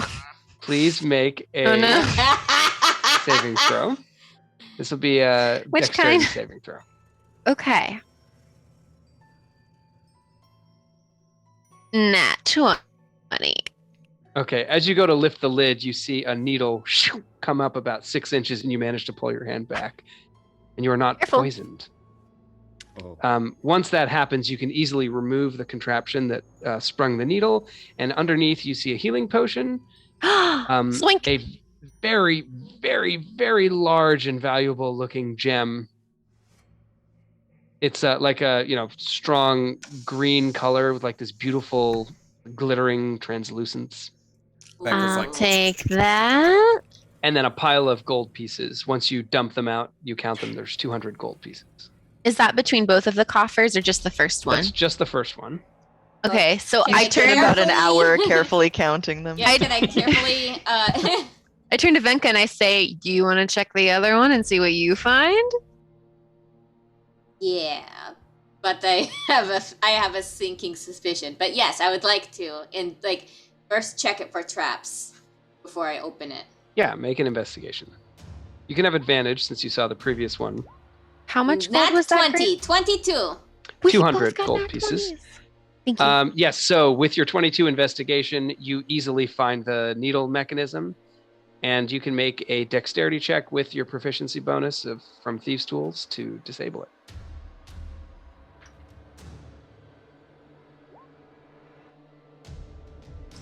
$17. Okay. With a 17, you disable the trap, open the lid, pull the contraption out. Inside, you see another potion. Just a potion. Yeah, you'll have to identify it. Doesn't look familiar to you. There's a small silver disc, which has a like a hasp, like a pin on the back. Maybe it's a brooch. And the symbol on it shows a hand with a weird stylized shovel. And some of the drow look at it and they keep saying this one word. They like point at it and say, Riska. Riska? ¿Qué quieres, Riska? God, why can't nobody here speak common? And then let's see. You also find 150 more gold pieces and 58 platinum pieces. Woot woot! Anything else you'd like to do in this cavern? Can we take whatever food they had so that it doesn't go to waste since we're going to be down here traveling? Mm-hmm. Yeah. Okay. I wish I knew what Riska was. Ugh, Howard, why did you leave? Hey, maybe we could try to figure it out. Like with charades or something. Charades? You know, when like you pretend like here, like if I had a thing I was thinking of and I wanted you to guess it, I would do this. And a bunch of the drow That's are like, dirty. oh, barar. Parar? See, they get it. Barar. Glug, glug, glug, barar. Yeah, yes, barrage. Yeah. See? So was it Riska? Yeah, Riska? Riska. Riska. And they like make a show of like shoveling and then hammering. So Riska. Riska. Like Riska? Like Riska? Like, and I make like a little house. Riska? They look at each other. I don't think their houses look like that. Okay. What were you gonna guess? Riska? Like gestures to both of us. Riska? No, they shake their heads. Fun as this must be for the other players. Yeah, I'm bored. I want to go. They seem unable to elaborate more than like show, like signs of what looks like work. Okay. So maybe building something or working A on something. smith? Okay. Maybe one of our friends will know. Yeah, somebody who actually speaks our language. Let's go find them before they die. Yeah. All right, herdy dirt. Here we go.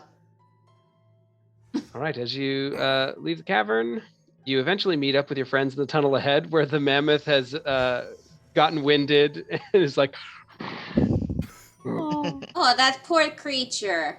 What did you do to it? They're not. I don't built wanna for know. Speed. But the mammoth looks satisfied, Who right? knows what Riska means? Oh, it means Hey, Nadaline, up there. Yeah, Nadaline Can you has take a break like, from a you know, trail to taught you tell us enough what words. that means? Howard, maybe one of the words that you learned was laborer. it means like a worker, like a generic worker. That's it? Yep. Like And, a builder That's sort of deal. stupid. Nadaline looks at the brooch and she says, "Ah, yes, a sign of the laborers' guild Raid. in Erlasinlu.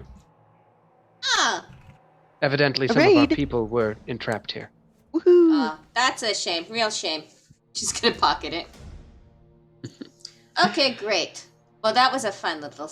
If anyone else wants to take a look at that potion, Did you find yeah. anything else? Oh yeah, Howard, I found this potion. Is that all? Because I don't want to waste, Oh, did we ever figure out those other potions, the 6 other potions, what they were? from the other day. Yeah.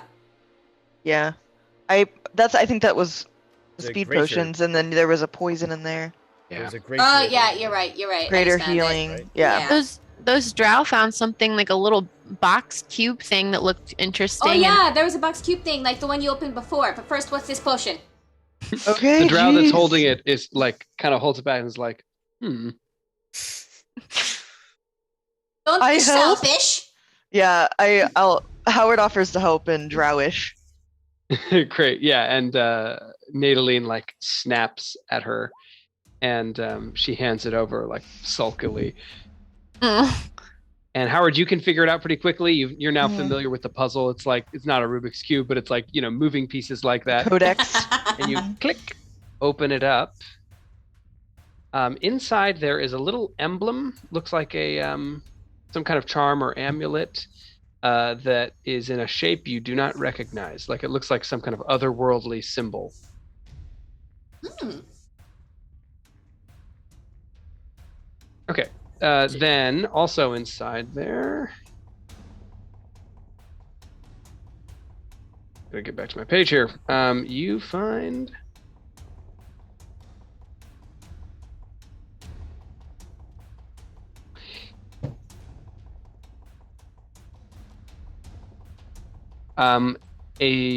an arcane scroll, which you can pretty quickly identify as a protection from undead.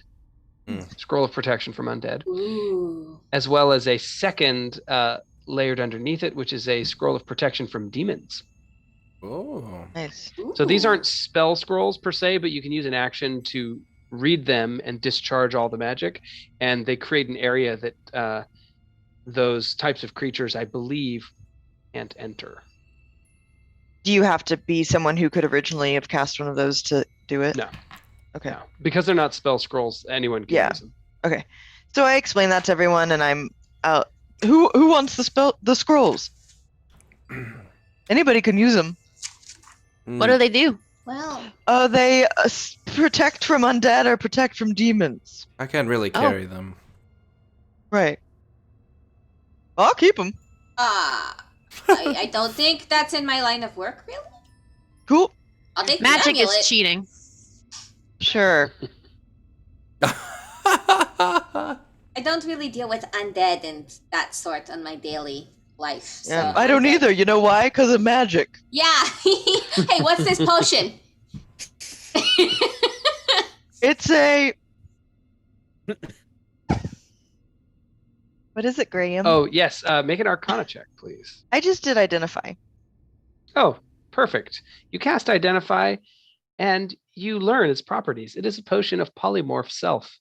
So for a short duration, you can become any creature whose CR is equal to or less than your own. Generally, I have to check what the conversion is from AD&D, but I believe polymorph, in 5th edition at least, is only beasts. So at your level, like a giant ape is usually a pretty typical form.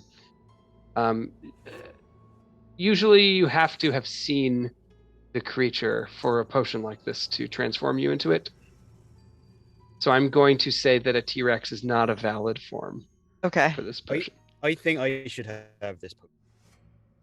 Go well with my- I think that's fair. You never Can't you take already anything. transform? No, no. Well, yes, I can, but if I wanted to do it more, And he could he summon a giant mammoth and then also become a mammoth? And then we'd have 2 mammoths? That's a Yep, lot pretty of much. mammoths. That's a mammoth amount of Get really mammoths. tight in here. Fine, only because I feel guilty for throwing dynamite in your face. no, here. I don't need the. I can cast polymorph. No, take it. No. Apparently, magic's for asked for cheaters, it. so No. you non-cheaters should have it. She said that, not me. Well, Birdie, Just you take can the turn stupid into a- potion. She's just gonna like I'm going to sleight of hand. 15. She's just like gonna grab his belt and shove it in a pouch. Aww. Just take the Cute. stupid potion. Drill goes up to Howard and sniffs at the protection from undead scroll. Do you want this? Hmm. Can you cast these? You do have to be able to speak to use it. I don't think he knows that, but he likes the idea of having it.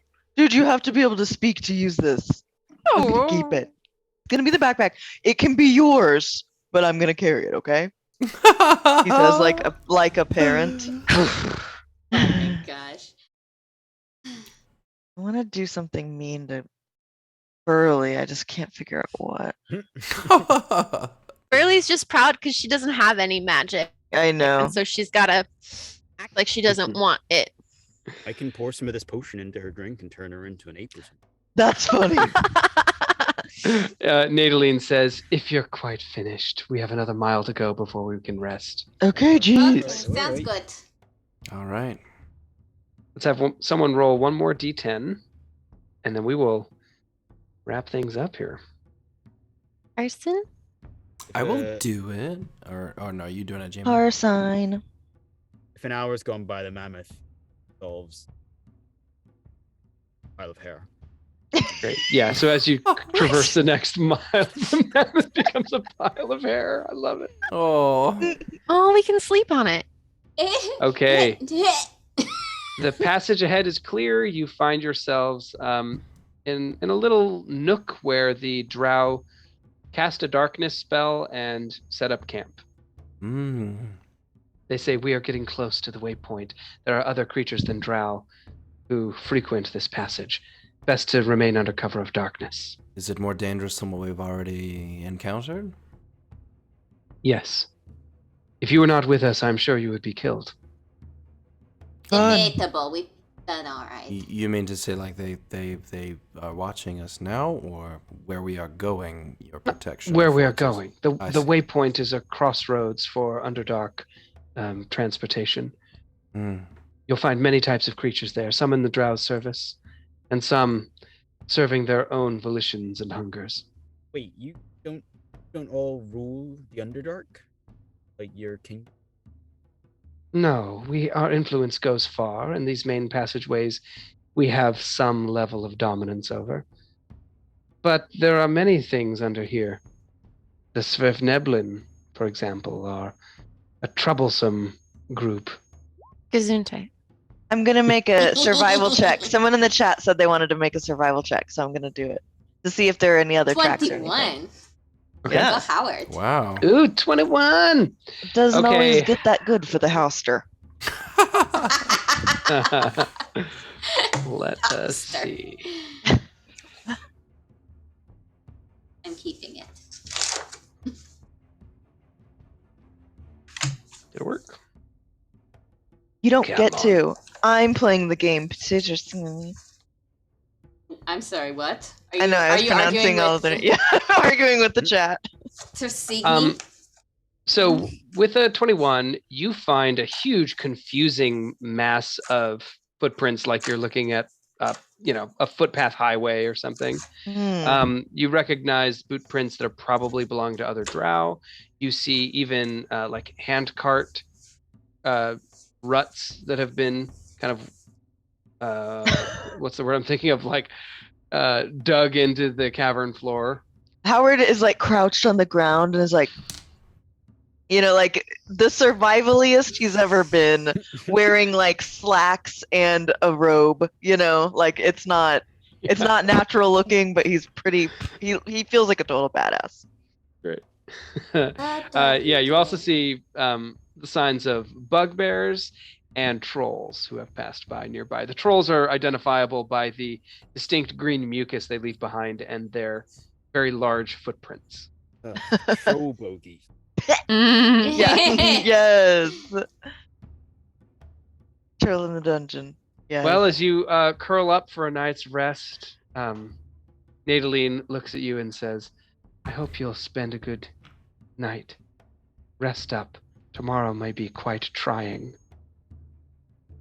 Today wasn't? Today was nothing. The true adventure begins now. Good. Roll credits! Ah. Here next time on the Old School Roundup. Thanks everyone so much for joining us. Yay. This has been D1, Descent into the Depths of the Earth. Big thank you to all of you as players. Lots of fun tonight. Got a little more space to role play and get to know your characters, so that was great. Thanks to everyone who stuck around and watched the chat. Lots of viewers tonight. Really Yeah. great to see you all out there. And we just got a raid. How long ago was Raid. that? We got that was, it, and that's 10 minutes. yeah. Okay. well, thank But you I so much. did want to say in the post-credit scene, Please. Oh, I know. Howard's gonna shake Burley awake and say, "Burley, are you scared of the dark?" And then cast banishment on her. What? What does that It do? banishes you. Well, you have Just to for roll a a minute. Constitution saving. To where? Okay, I'll Yeah. roll a Constitution saving throw. It's Oh a Another- my god. Wait, what Howard. do I have to get? It's a Charisma. charisma Oh, save, it's 18. charisma. Oh no, that's And probably Howard, unless what plane of existence No. are you banishing? I'm banishing her to a safe one that I know no one's at. Like, this is completely safe. It's just to make her respect me a little bit more. My god. I mean, the plains of Elysium.